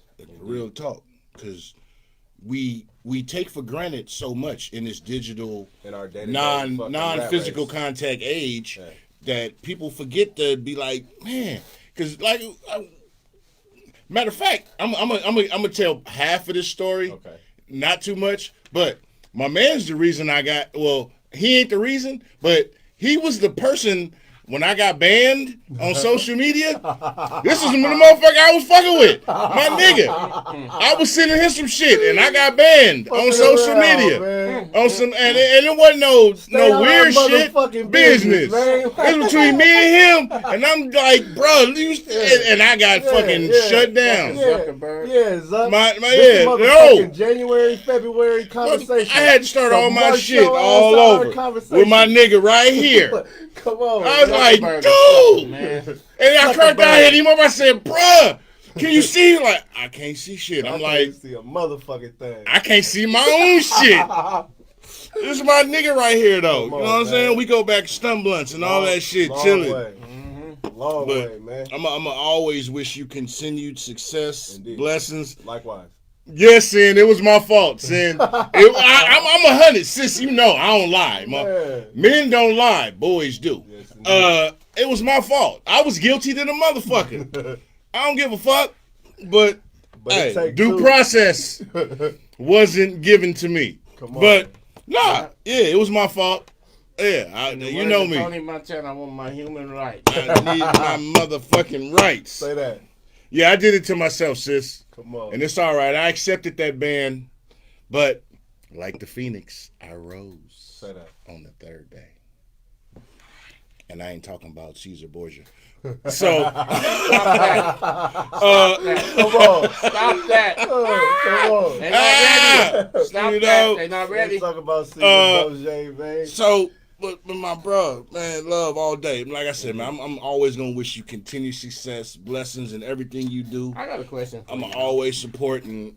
Much appreciated. Vice versa. What's the question? I got a question for you now. As a person that's knee deep in this, Cynthia, he's both. He's Jesus, Phoenix Jesus. Now, as an artist, am not Caesar Borgia. How do you feel about like some of the antics and stunts that some of these cats get into to try to get some type of attention, or would you just rather let the art speak for itself? I'm always gonna stand on the side of the art. I get now that it's a clout competition, so it's a clout competition and it's also a clown competition because you got people doing anything for fame. If they won't listen to my music, if they won't download my mixtape, I'm gonna run across the bridge naked. And then they gonna at least see me. I don't care what they say about me. At least they saw me. Did y'all see the nigga that was like he worked at Subway, but he was talking to Meek Mill? He's stepping on the bread. I didn't see that. He's stepping on the $5 footlongs. I didn't see that. He fucking doing the trays where they keep the tomatoes and the lettuce and shit. He like, fuck this. He like, if I got a clout chase my way to fame, I'll do it. But what happened to just rapping? What happened to just pulling the camera out and just showing your talent? Like, what's gonna make Meek Mill want to sign you? And then You think of it like how they always said when you're Please growing tell up. me Meek gave that nigga a deal. Meek never acknowledged him. But you know it's across the He board shouldn't. because I was watching this Jake Paul Because thing. we gotta stop supporting sucker shit. When Jake Paul was at the weigh-in, remember when his brother stole Floyd hat? Got your hat. Some sucker your shit. Hat, yeah. But there was a dude who came and was like, hey, I basically snuck my way in. I quit my job and I drove here. Yeah.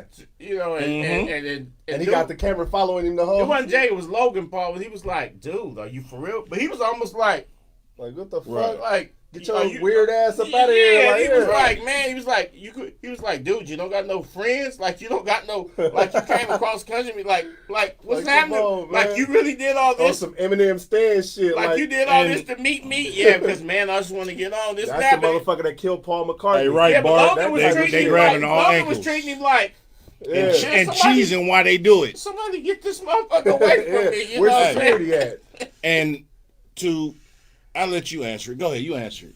How you feel about For that? me, it's just you might get a few views. You might go viral for a week or for a couple days, but that shit doesn't translate to streams. That shit doesn't translate. You would have been back in the day. That shit doesn't translate to album sales, but now it's all the streams.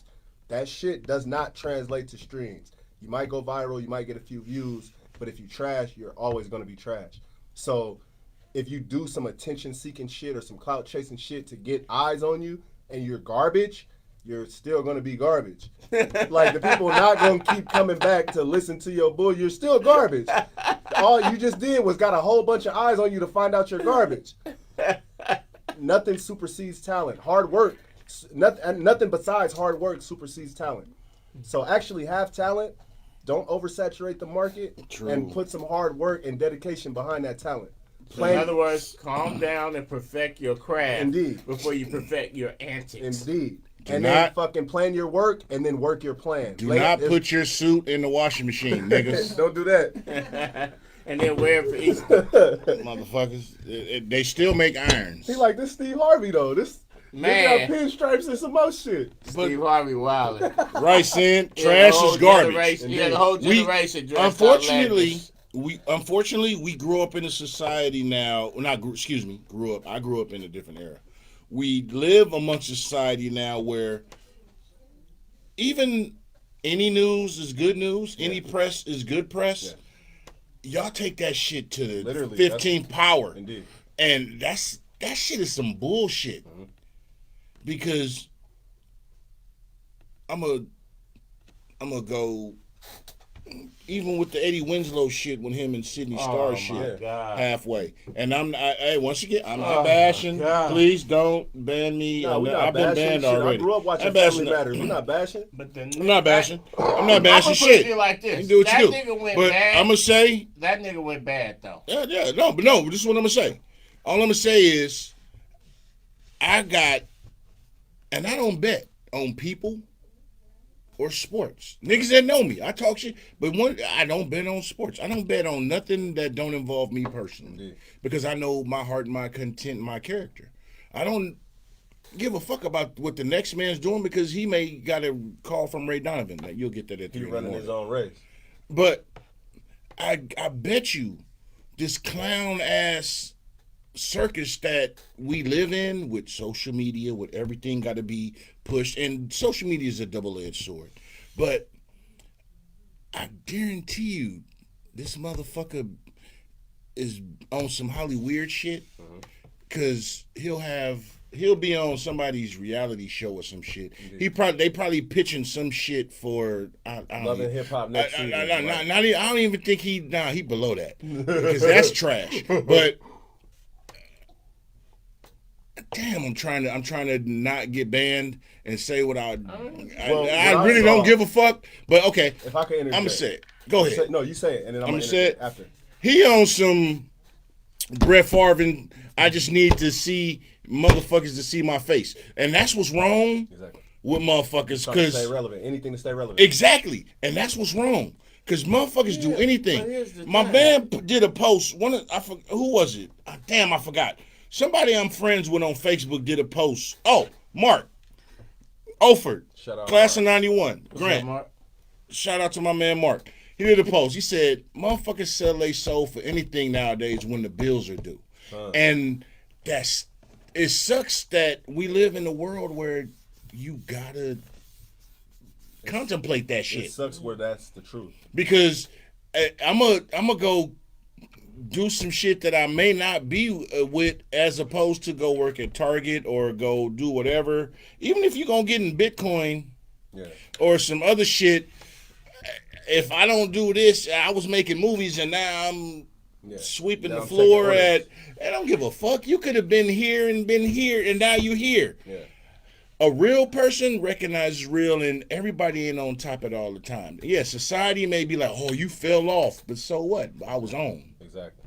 I know what it feel like to be on. I know what it feel like to have it, lost it, got it back, lost it, had it again. Hey, you gotta have a certain completeness. Come on, man. Hey, that right, Sid. I was gonna get on Superhead. The originator of the Eddie Winslow. For got a history with her. And they was married. Yeah. Hey, and for real talk, just for demonstration purposes only, women. This is how you grab a man's heart. You gotta grind I made the post the other day. Grind that pepper. That's how you grab. That's how you grab a man's heart. Grab it. Double guap. My thing is, this is the next day after. See, I recall earlier this year he had a post on the social media. He was in the comments. A couple people was like, "Whoa, y'all got something cracking?" Yeah. And he was basically dismissing niggas like, "Y'all being silly, homophobic. That's just my fault." Yeah. So now, 8-9 months later, come out. Right. This is the part that I'm tripping on. If he'd have came the next day and been like, "Yeah, that's my thing," like I'd have been like, "I don't give a fuck what you do." I'd have been like, "It's your business. I'd have been like, shit to do with me." Yeah, salute to you. But he the next day made a video like denouncing hey, shit. Yeah, like, and y'all got y'all got me fucked and up. They had Mama Winslow on there like, nigga, we out to hey, nigga, me and you in junior high bagging, and you bring your mom to the cafeteria. Nigga, I'm like, this nigga brought his mama. What the fuck she got to do with this shit? He brought moms in to basically be like, y'all got this. You gotta believe me now, cause she here. I didn't raise my baby. Fuck out of here. Here's the thing. If I hadn't seen that video, that I'm post sorry. earlier in the year, I almost bit, and I might have been like, okay, I don't give a fuck anyway. So that was me. I hadn't seen the Sydney Star shit. I don't give a fuck. But I thought niggas were slandering you, especially since he got moms and they eat pancakes. That nigga been on some weird, like Sid said.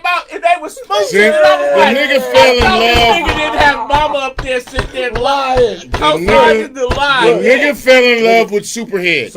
And I'm not, that's not a knock. That's not a knock. Not at all. Because anybody who do the double guap, whatever, I'm a man. I'm a man. That's quite lovable. So the man. But see, you also got to understand something about chicks like Superhead. And I'm going to say some real shit for you young players out there. Chicks like Superhead have probably been being abused. True. Since they was and that's all it is. So teenager. I'm not making fun of it, but all I'm saying is, nigga, if somebody do that to me, I'm going to be. But here's one thing about chicks like this, and let this be a lesson to you cats who maybe don't have a high enough testosterone level. Them chicks that are hypersexual and have been abused, because of Ray, when they link up with a man that they deem as weak, they predators. They will take out all their frustration. Yeah, Brittany Murphy's come out. They will have you. They will do things to turn you out. They'll have a motherfucker sitting there sticking shit up your ass. Oh, we ain't doing that. And then they'll be in a whole circle full of other chicks. I'm married. My wife can't even touch my ass. I'm sorry. Hurt people. So some of y'all, if you not seasoned, if you don't got game, if you don't got info about yourself, that should go.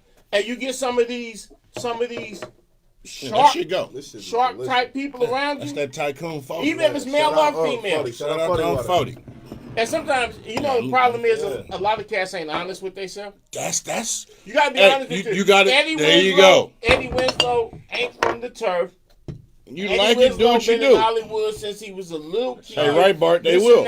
So a chick like Superhead get a hold to him.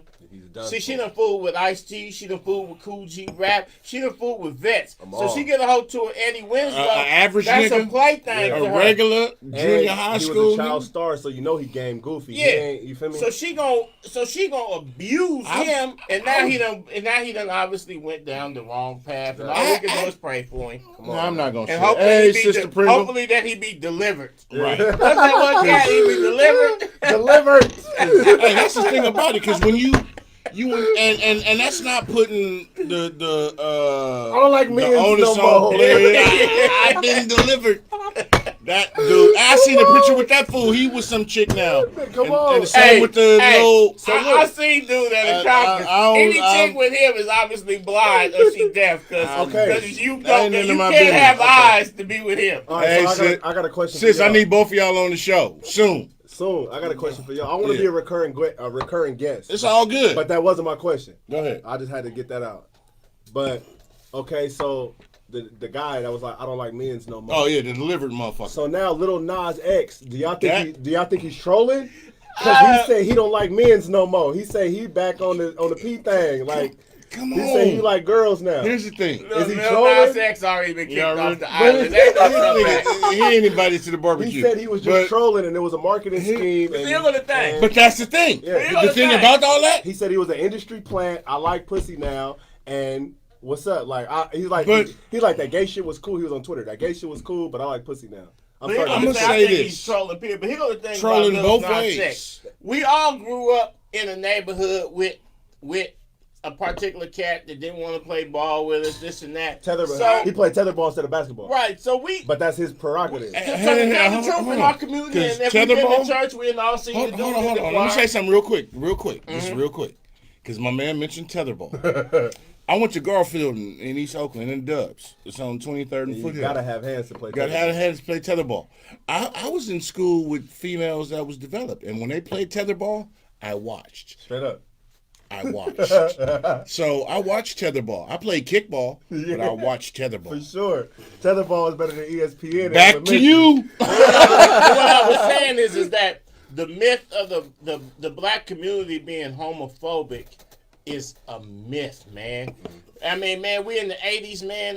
Fuck what you do. All them cats. Remember, everybody was androgynous and stuff in the 80s. We just talked about Prince. We all grew up with somebody, who didn't want to play ball with us, or we had that uncle, or we cousin, had, or auntie, and then we went somebody. to church, and there was a cat up in the choir falling out. Me too. So as black people, They should get my hair cut we ain't by a gay homophobic. dude. So Yeah. if Lil Nas X is gay or playing it gay or whatever, that's. We at the end of the day, we ain't gonna hold that back. We ain't gonna hold that against him. Because man, we was probably the biggest fans of black community. Bought all Boy George records. Gay family members. Wham? Yeah, exactly. We bought all Hey, that. hey, I can guarantee you right now. Back from is all that satanic shit. Exactly. I guarantee you. Here's the thing. I guarantee you, Careless Whisper is on any females 35 and up sex playlist. Say that.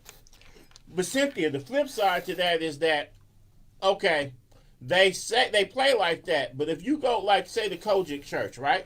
Okay. When they be having their conventions and stuff, you literally have, even though the preacher's up there preaching against homosexuality, you literally have men in there with church hats and heels on, and they bending little kids over. Don't get me. See, I'm trying to be nice. Y'all gonna make me go there. I ain't never been touched. I ain't never been touched. People say I know some of. My point though is that people try to proclaim, I see it on social media, that the black hey, right, sis, see, exactly. Cause which is the cut. That shit go. It's like I'm not gonna stop. I'm not gonna stop having sex to R. Kelly.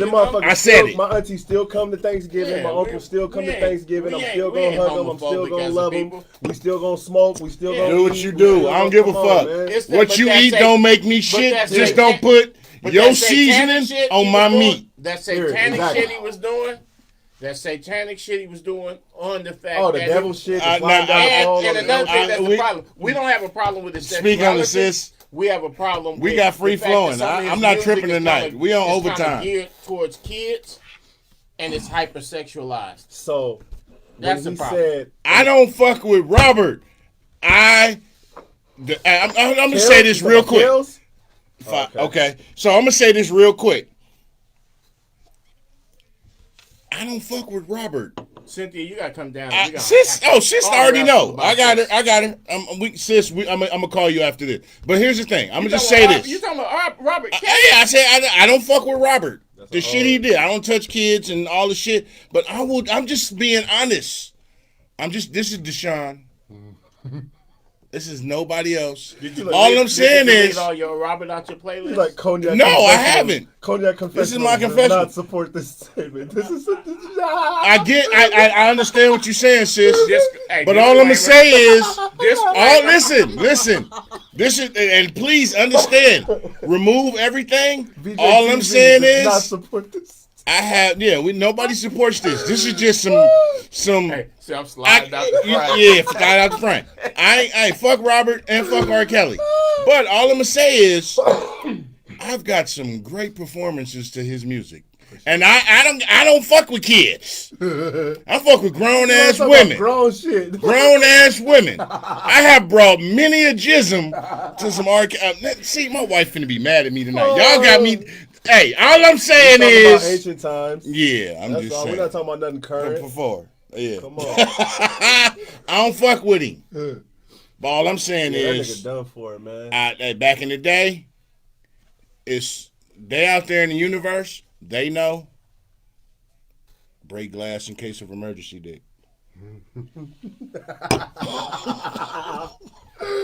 I mean, I'm torn about. I'm just fucking with you, sis. I'm torn about Robert. I am too. I'm very torn. Because the actions that he's done, it's I be despicable. Like, man, I got a daughter. In fact, if I was walking the main line with him, I'd stab that nigga. But I did some shit. But I done did some shit to that nigga there was music. a point in my life one time that I done made a motherfucker's year. And that song that he had, I believe I some of Can them Fly, songs. She threw some shit. That was an uplifting shit to me.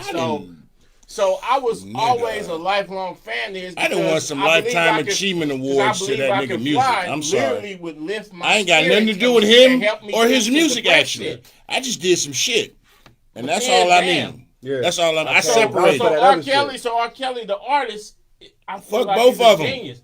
But Robert Kelly, I'm just talking about on my performance. Like, wow, I would have to do something. That's like Jordan. I'm next to you, nigga. I got to do something to you. So it's like, wow, That's man. what I got you, Sid. I'm gonna call you after this. On one hand, I feel like how you feel, Pharaoh. I would have to do something to this nigga if I was close to him. It's no game 7, nigga.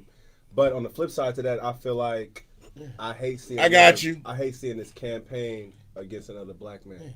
Yes, it also got that nigga's evil. They brought that nigga up to the shit. Now, here's the thing about it. No, because once again, I was raised in the way, man, when you black, you automatically, hey, y'all leave him. Yeah, I get that. I get that. Hey, leave him alone. I don't even know what you're supposed to do. Pringle, you gonna be on too. I got both of y'all. I'm gonna have y'all both on at the same time. I got Tongan cousins. I got Tongan family. I got Tongan partners. I got Tongan loved ones that I'll kill and die for. But if I saw 3 or 4 Tongans jumping a black kid, even if I didn't know the nigga name, we jumping in. Just say, hey, what y'all doing in front of me? I don't know that nigga from a can of paint, but you're not jumping him in front of me. I get that. I understand that. Instinct. Yeah. So now all of a sudden, I got to go against my instinct. I feel like they jumping him in front of me, and I'm like, well, he deserved that shit. I got to go against my instinct. Well, that's what he did. He deserved that shit. Hey, right. I got to go Sid, I'm with you. They can have that nigga. I am with you wholeheartedly. I am. I just got some memories of my episodes. That's all. And like I said, I'm only speaking for myself. I have done some genuine, I made motherfuckers glow to that shit. And I'm being humbly cocky. And I'm really just doing comedic relief with what I'm saying, but I'm being humbly cocky and honest.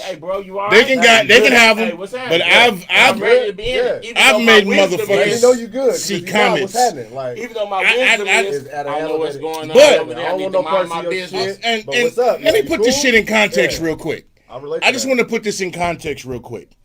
And this is... And this right, they do have. They can have that nigga. I'm gonna put this in context.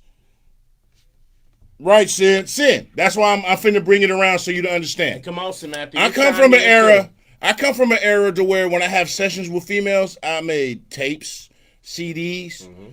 So I'm not just saying R. Kelly himself. I got session songs. It's songs that bring back, Playlist, anyway, I'm being funny, but I'm just being honest.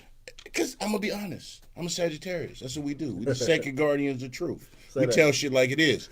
But songs to us mean something. A lot of people made children listening to R. Kelly music. True that. I probably even busting anyway. But they definitely did. But yeah, that's all I'm saying.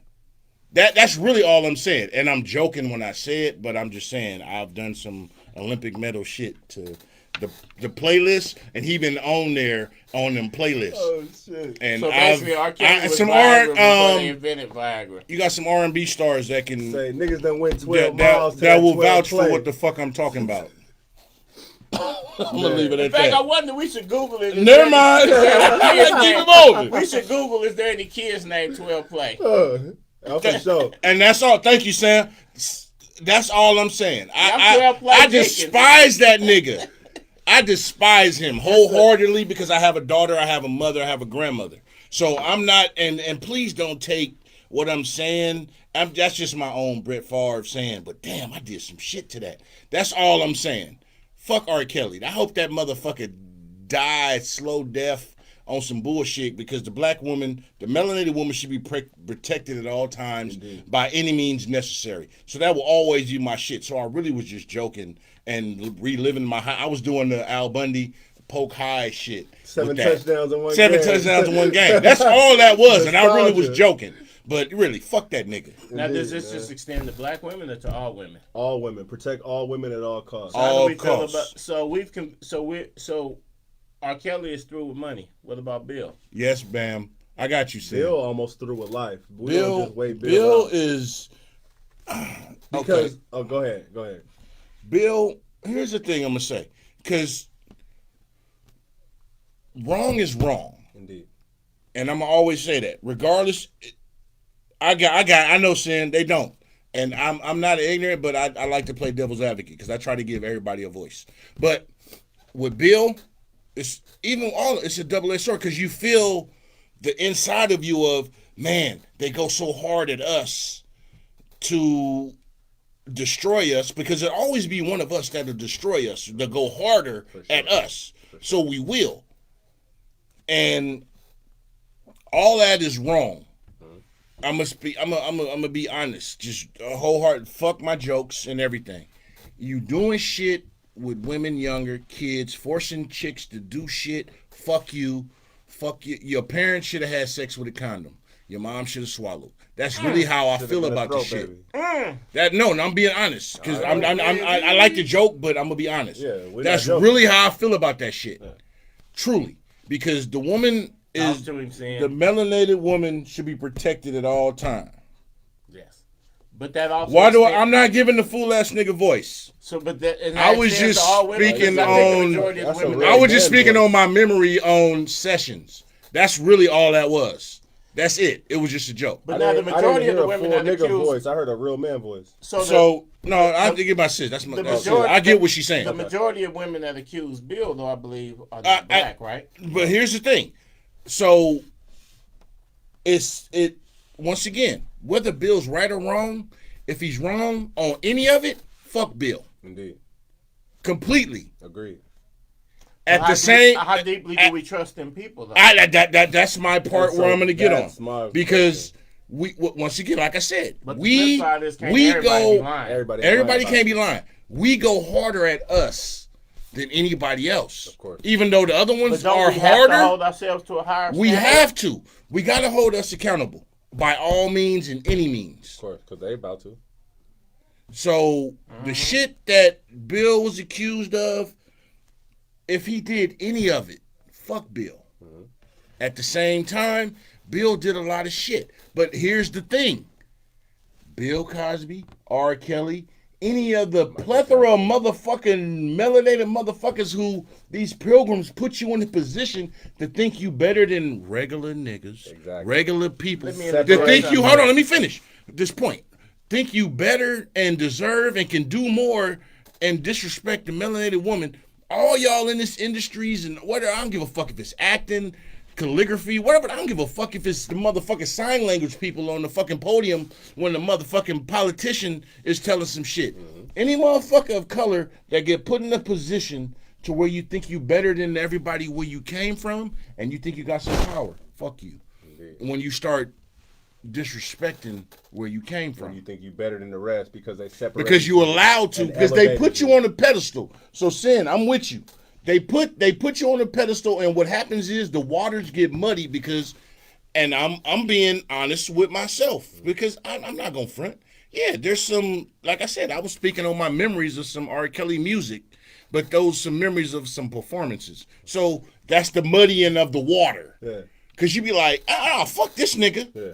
But I remember the time. Man, I blew her back out to this nigga song. Yeah. This is prime example, and I'm being honest with you all. This is prime example of the position they put us in. Straight up. I will shoot that nigga in the face in public for the black woman. Indeed. But I do have memories. And the memories are memories. They're old shit. So it doesn't matter. I was just joking. But if for the shit that I've seen and he's done, and even on top of that, when somebody pulls the fire alarm. Not 1,000%, Cynthia. Not all of us, and not 1,000%. I got a question. Was that the spook that sat by the door? What book was that where they were like, we can take him and separate him? And that's the thing. And elevate because they give him. you, like I said, they elevate you because once again, if I'm of the mayonnaise persuasion and I put you in charge in a position to where they exalt and hold you in esteem, yeah. I know all your vices. And I know if I cut the head, the body will follow. Exactly. I put you in a position to where you are deemed untouchable. Yeah. You're gonna read your own press clippings. Essentially. And that's where we fuck up at. And you're not safe around them because now they no longer trust you. They think you're one of us. So now I know your vices. Yeah. I know you like this. So I'm this is a smorgasbord. I'm like, nigga, here, nigga. Indeed. Here go all your shit. Exactly. And you're gonna be like, oh, nigga, it's me and mines. We won. We got it. Yeah. That's where people fuck up. And you alienate your people. And they got you. They got your ass. They took and. But Cynthia, is that the black man's fault or is that society's fault? I didn't even see the question, but it's society's fault. True. She said that ain't got shit to do with how black men condition to treat black women. Sis, you right, because actually, part of it is right. Because we've been conditioned because we've been lost. The melanated woman is God. I don't give a fuck what your religion is, what your philosophy is, what your grand risings to these females every morning is, or nothing. You can't have nothing without the beginning. Exactly. The alpha. Well, one of the main effects of colonialism and oppression is that there becomes a certain segment of the colonized people who then begin to aspire and emulate the behavior of the colonizer. True. Just like if you go to South Africa, stuff like that. Like my daughter went to South Africa. I'm going one day. She had an internship there, and she accidentally said she was sitting with a group of girls, and she basically was expressing to them how she was cool that she had hooked up with some fellow black girls, and one of them said black, and she like, yeah, we black, and what she didn't understand was color. It was all African. With these in South Africa, black is considered the lowest. Lower class. So even though she was sitting with some black girls, they were a little bit lighter skinned, so they didn't consider themselves black. And when she referred to them all as black, they took it as an insult and literally had animosity with her for the whole 3 months that she was there. But then she also couldn't connect with the girls who did identify themselves as black because they were like, "You're American, you're rich, yeah, you're different. You don't understand our struggle." Yeah.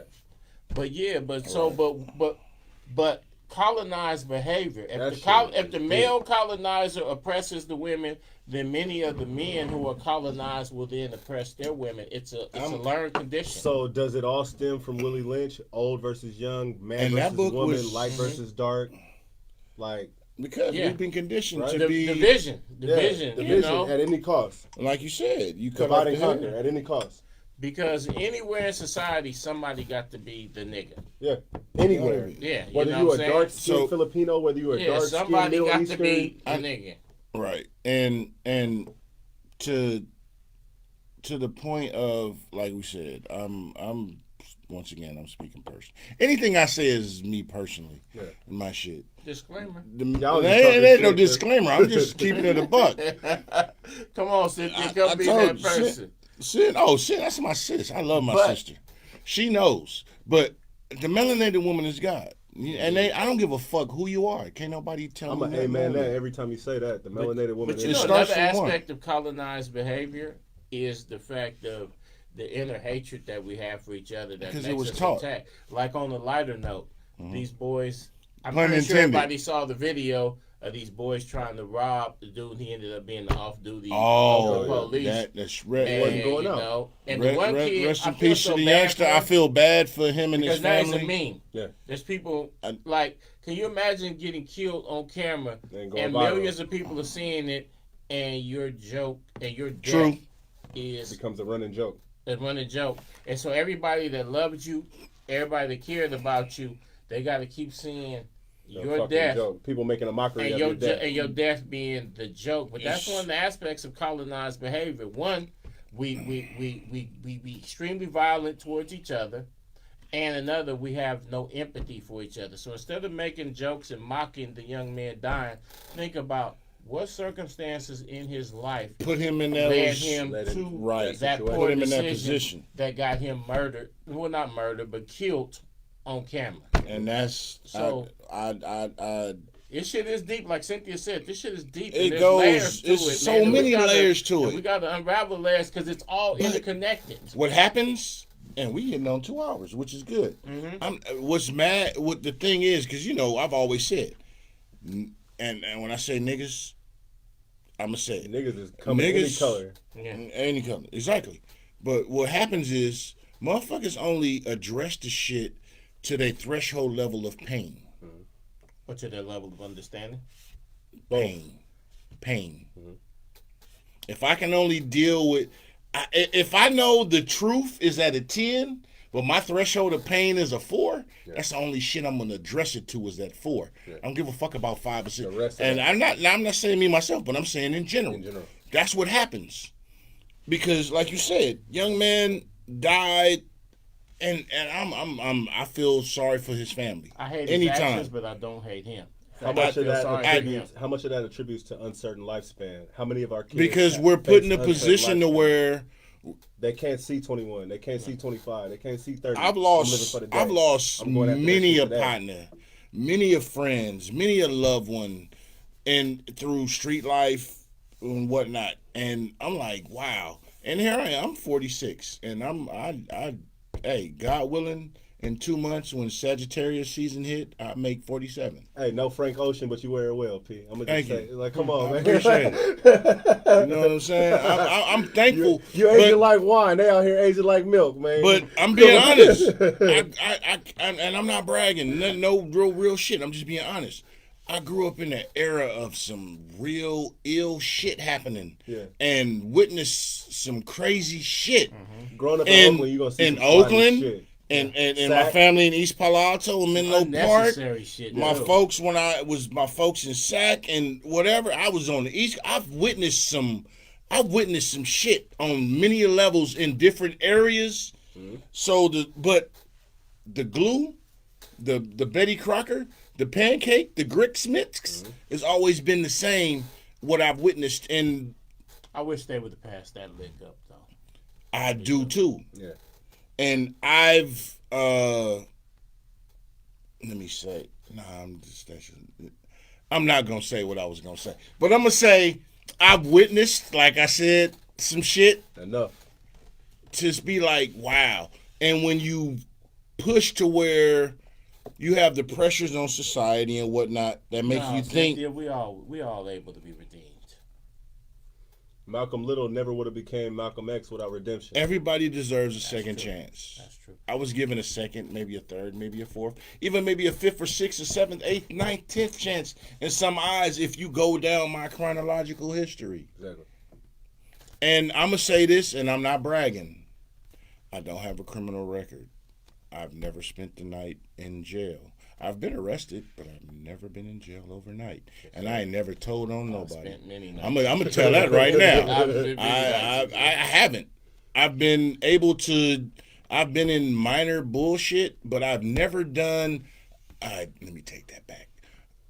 I've been blessed. I'm just gonna keep it at that. God had his hands on you, and I'm looking at real. I had, like my nigga Jack Thriller said, I had a praying grandmother. Come on, man. I've seen some shit. I've experienced life on a lot of scales. I'm looking at and I don't tell a lot of the stories of shit that I know or shit that I've seen because I don't need to, and I don't because that's just not what we do.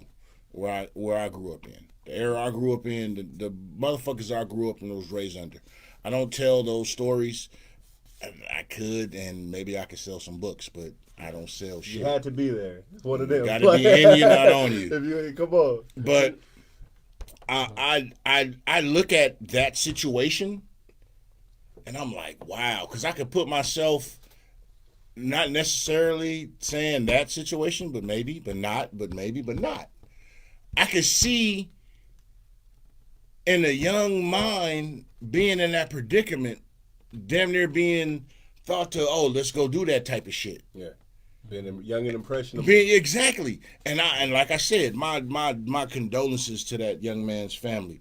I'm not saying, I'm not condoning their actions, no way, form, or nothing. So please, anybody, you watch this shit tonight or you watch this shit forever, because anything you put on the internet is forever. I'm not condoning these young men's actions. No way, shape, or form. I am not. But I can't condemn But their I can actions see and know many conditions of people I've known, grown up with, and might have been in myself that may have put me in those spaces at a young, immature mind state. I have a question. Not even to cut you off. No, go for it. Right now. Have either of you seen Squid Game? Yeah. Okay. That's a prime example. Prime fucking example. It's entertainment. Meek Mill said it, and this is where I got it from. Meek Mill was like, damn, everybody watches Squid Game. He like, I equate that to the hood. He like, these are normal people, but dude, when you look at the hood, people aren't acting because they're savages. People are acting off of survival. Desperation. They'll turn into fucking murderers in a heartbeat. Because the reason why of desperation. But along that note, one of the reasons why I can't necessarily condemn the youngsters, because as I sit here today in front of y'all as this perfect gentleman, respected member of my community. Indeed. You know what I'm saying? Everywhere I go, people think I'm a pleasant guy, gainfully employed and all that. I am. But I've robbed people before. For sure. Lots of people. Lots of people. I used to roll with a crew that we went out every night. I cannot confirm or deny. I mean, it's way past no statute of limitations. I used to roll with people. I don't know. In fact, as a matter of fact, all bullshit to the side, I have robbed people at that very same gas station. I used to live at 7. Tell business, man. No, I'm talking about 1990, 1989. Exactly. I used to live at 780 13th Street. Okay. In the apartments right there. Right there. I lived at 780 13th Street. Me and my partner, I ain't gonna say his name because he's a respectable citizen too now. We don't say names. We would walk around there to that gas station and jack people right there, and then get back over up to Brush Street, go back around to Linden, come back around to the apartments and be in for the night while the police is looking. While they doing their shit, that's us on the now, news. it's only the grace of God that maybe somebody didn't turn around and blow my head off. You had a praying grandmother. If somebody would blow my head off, somebody would have said, it's some more trash gone, a thug. We got those thugs off the street. He got what he deserved. But look what I evolved into since didn't nobody blow my head off. Exactly. You see what I'm saying? And that's why I can't condemn his actions. Like, it would be like this. I'm not mad at the cop because I ain't mad at nobody for defending themselves. Exactly. But on the other hand, I got a certain level of that saved a wretch like me, and I don't go to church. Empathy for him. You know what I'm saying? But literally, at that very same gas station, I ain't saying I was the wretchedest, but so Stick Squad used to be stick and move. Yeah, so Stick Squad used to be stick and move. You know what I'm saying? So ratchet ass youngsters, unfortunately for him, hyphy ass youngsters running around stripping shit, anything we could. Unfortunately for him, we fell on our babies. Unfortunately for him, he died, but If somebody would have knocked me down at the age of 20 at that gas station, there's nobody, I'm pretty sure, other than my mama, who would have thought, man, if y'all just would have let him live, he could evolve into somebody, a good family man, a good person. We got to teach. Missed something, and he could have helped he could have, you know what I'm saying? He could have influenced something. My baby's life was worth something. We got to teach our, even though to society, I was worth nothing. Exactly. We are failing. I wasn't worth nothing to me. So yourself, because you out there throwing rocks at the penitentiary, taking chances, like I was, like he probably was at a certain point in time. So, like we all that's was. why. So I'm so torn. So I'm looking at that video and I'm like, well, the man got the right to defend himself. So no anger at the dude that killed him, but on the other hand, I want so much more for him. Yeah, you can say fair. I know his life was worth so much more. I still feel some pain at watching him laying there on the ground dying. Yeah. Right, because like I'll say this, and I'm not gonna say their name. You wouldn't know the name if I even said it, but I know a coworker of mine where somebody did a home invasion on him, and him and his wife. Mm-hmm. And this is an older gentleman, and he's not black. Okay. And Cap was trying to broke into his house, and nobody died in this situation, but you have to put yourself in that situation. Survival mode, yeah. Mm-hmm. And unfortunately, like I said, I'm not talking down on the young man and his situation. So please, not everybody doing once again, things I'm being humbly and honest with this. I feel bad about the situation that put him in the situation that he had to be in those circumstances. I can't cast judgment on him because I'm not God. That's not my role. Indeed. I'm sad for him and his family. Mm-hmm. I really am. I understand the circumstances, but I still feel some empathy. I do, because I'm a human. I have a heart. I believe his death shouldn't be mocked. It shouldn't. And we failed. Like Sin said, we failed. Our youth.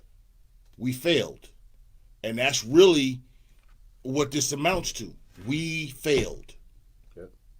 We failed. Society failed. We have to do better. And I understand about personal responsibility and accountability. We failed. At the end of the day, overall, society failed that young man. I send my heartfelt condolences to his family, and I get the retired police officer and all that, and I wish nobody was in this situation. Exactly. Yeah. And somebody say, "Oh, you riding the fence," or it ain't no riding the fence. Nah, we got to do better. I'm just exactly in context. I'm not. It's just one. I'm not on the block. I'm not on the block as I was as 15, 14, 17, and you've elevated. I really have, and 7 figures. But yeah. So I once you're allowed to live. When you're allowed to live and grow and you accept the responsibility of growth, really, eternally, I can only speak for myself. Eternally, you understand? And internally. Internally, exactly. You take, I'll just say this for myself. Through my life, I've replayed my life and the shit I've done and been a part of. And most of us are only 1 or 2 bad decisions away from either being dead or in prison. Really. Just 1 or 2 bad. And I had a praying grandmother, auntie, mom, dad, sister, brother, ancestors. Pretty. And it's been those gut feelings of, okay, no. Okay, yeah. Voice. That, oh, no.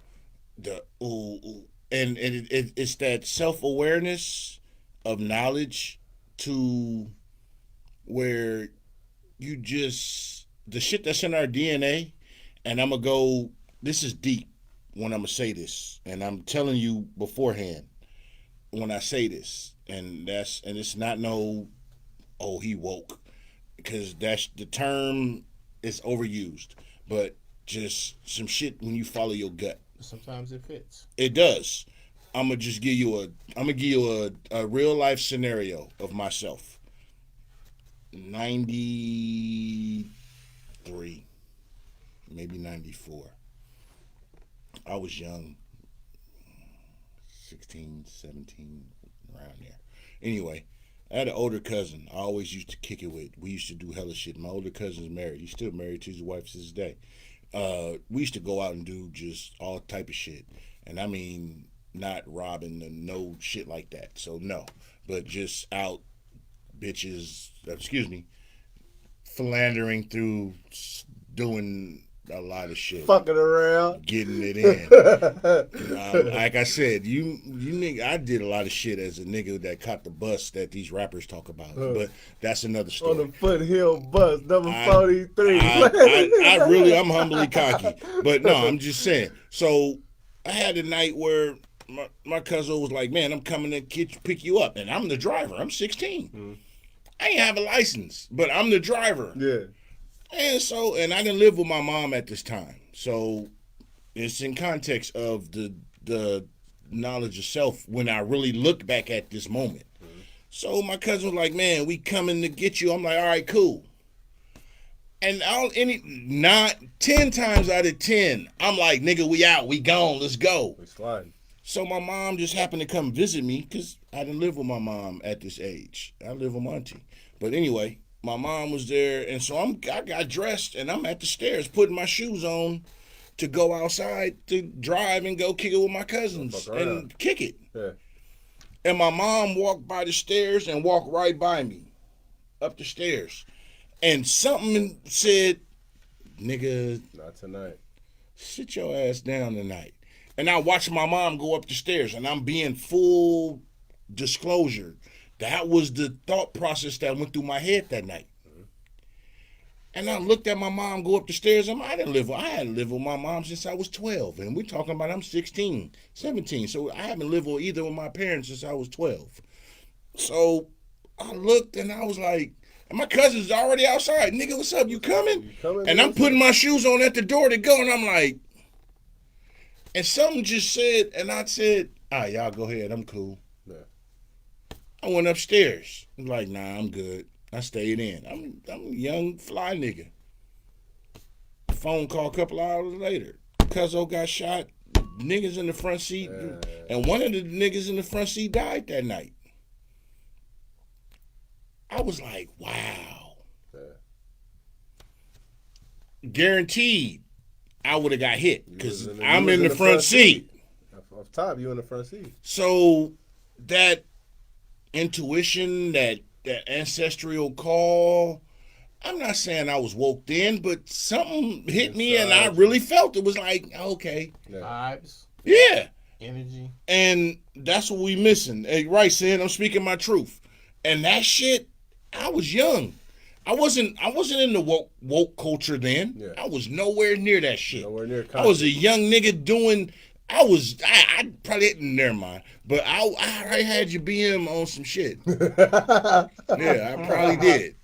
I was a young nigga doing some shit back then. Yeah, I was a young cat. This was 90. We talking 91, 92, 93.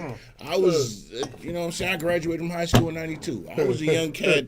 Living life. Fucking with I was catching the bus, doing 3, 4, 5 in one day. And these rappers talking about the shit they doing. I was doing the shit as a nigga with a job, working at McDonald's, Carl's Jr., Taco Bell. Real young town nigga though, slide shit. I'm just saying.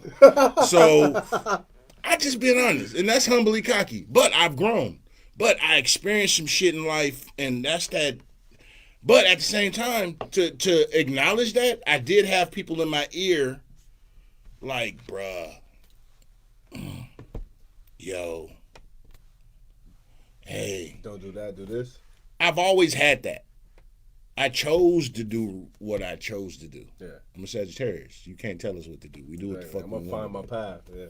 We do what we want to do. Samantha says that was God. Hey, you right. I accept that wholeheartedly because and listen to me, and we're going to end it, but when I tell you, if I could put this shit in a movie, the slow motion cinematography will be me at the bottom of the steps, and this is really how it happened. Putting my shoes on, tying them on, my mom walked by me on the steps, going up the steps, and I did this. And seen her. Watched her going up the steps, and the voice came, nigga, sit your ass down. Man. I bullshit you not. That's what happened. And I was like, like I said, the nigga, beep, nigga, what's up? Nigga, you coming? Right there. Nigga, let's go. Yeah. 10 times out of 10, I'm in the, because I was always the driver. What color is the devil? I see clear in him. Yeah. And I was like, nah, I'm good, blood. Y'all good. I'm finished chill. And 3 hours, couple hours later, get the, I'm like, huh? It's back. And I was like, nigga, I would have been in the front seat. Yeah, see, that wasn't nothing but God. I all day. I'm always chop it up. That exactly. Y'all right. That's what it was. And when it happened, and like I said, this was in the 90s. I was like, wow. And when, like I said, I process my shit and look at it, different situations and shit I've been in.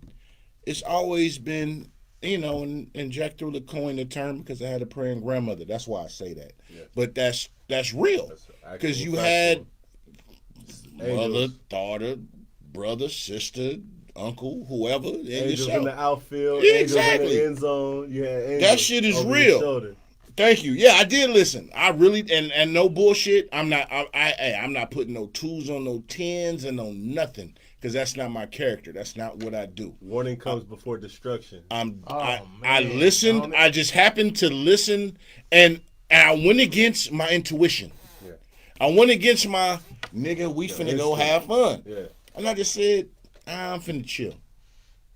That was your intuition. Thank the Lord. But that shit need to be taught because we got to teach people to listen to the inside. Knowledge of self reigns supreme over nearly everyone.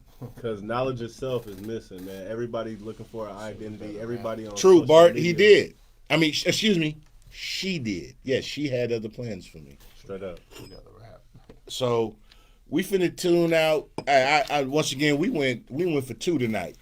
I appreciate everybody tuning in. Hey, please tune in. Like the page, share the page. Tell everybody where they can find y'all at. Ron Raxx, RONRAXX on every social media platform, on every streaming platform. Tap in with me. I'm gonna tap back. Tap in. Stick Squad. Stick Squad. Shout out to Stick Squad. Carter Block. Hey, we gotta reach out to Mr. Carter Block fam. Come on, man. I follow bro. I'm gonna tap in with bro. Get on this motherfucker, man. We gonna bring all y'all up here. On this motherfucker, man. Get my family on this motherfucker, man. Yeah. Thanks, sis. I appreciate you too. You know me. I'm always telling the truth. Shout out. Real quick, we finna end it, but my man Pharaoh Film, my co-host Pharaoh the most. We got Dead Rapper coming out soon. Another phenomenal production by my brother here. And you make a cameo. I'm in that motherfucker. Say that. Say that. You know what I'm saying? Say that. Humbly cocky. I'm in that motherfucker for a minute. But I'm just saying, much respect. To you too, bees. Hey, positive energy, all love and light, man. Everybody. Hey, look, I'm just a brother from the town who network. I'm being real honest with y'all. I'm just a brother from the town that network with some real cool individuals who be trying to get it and move and push shit. Sure. You know what I'm saying? If you're in a room with 9 millionaires, you're likely to be the 10th. Straight up.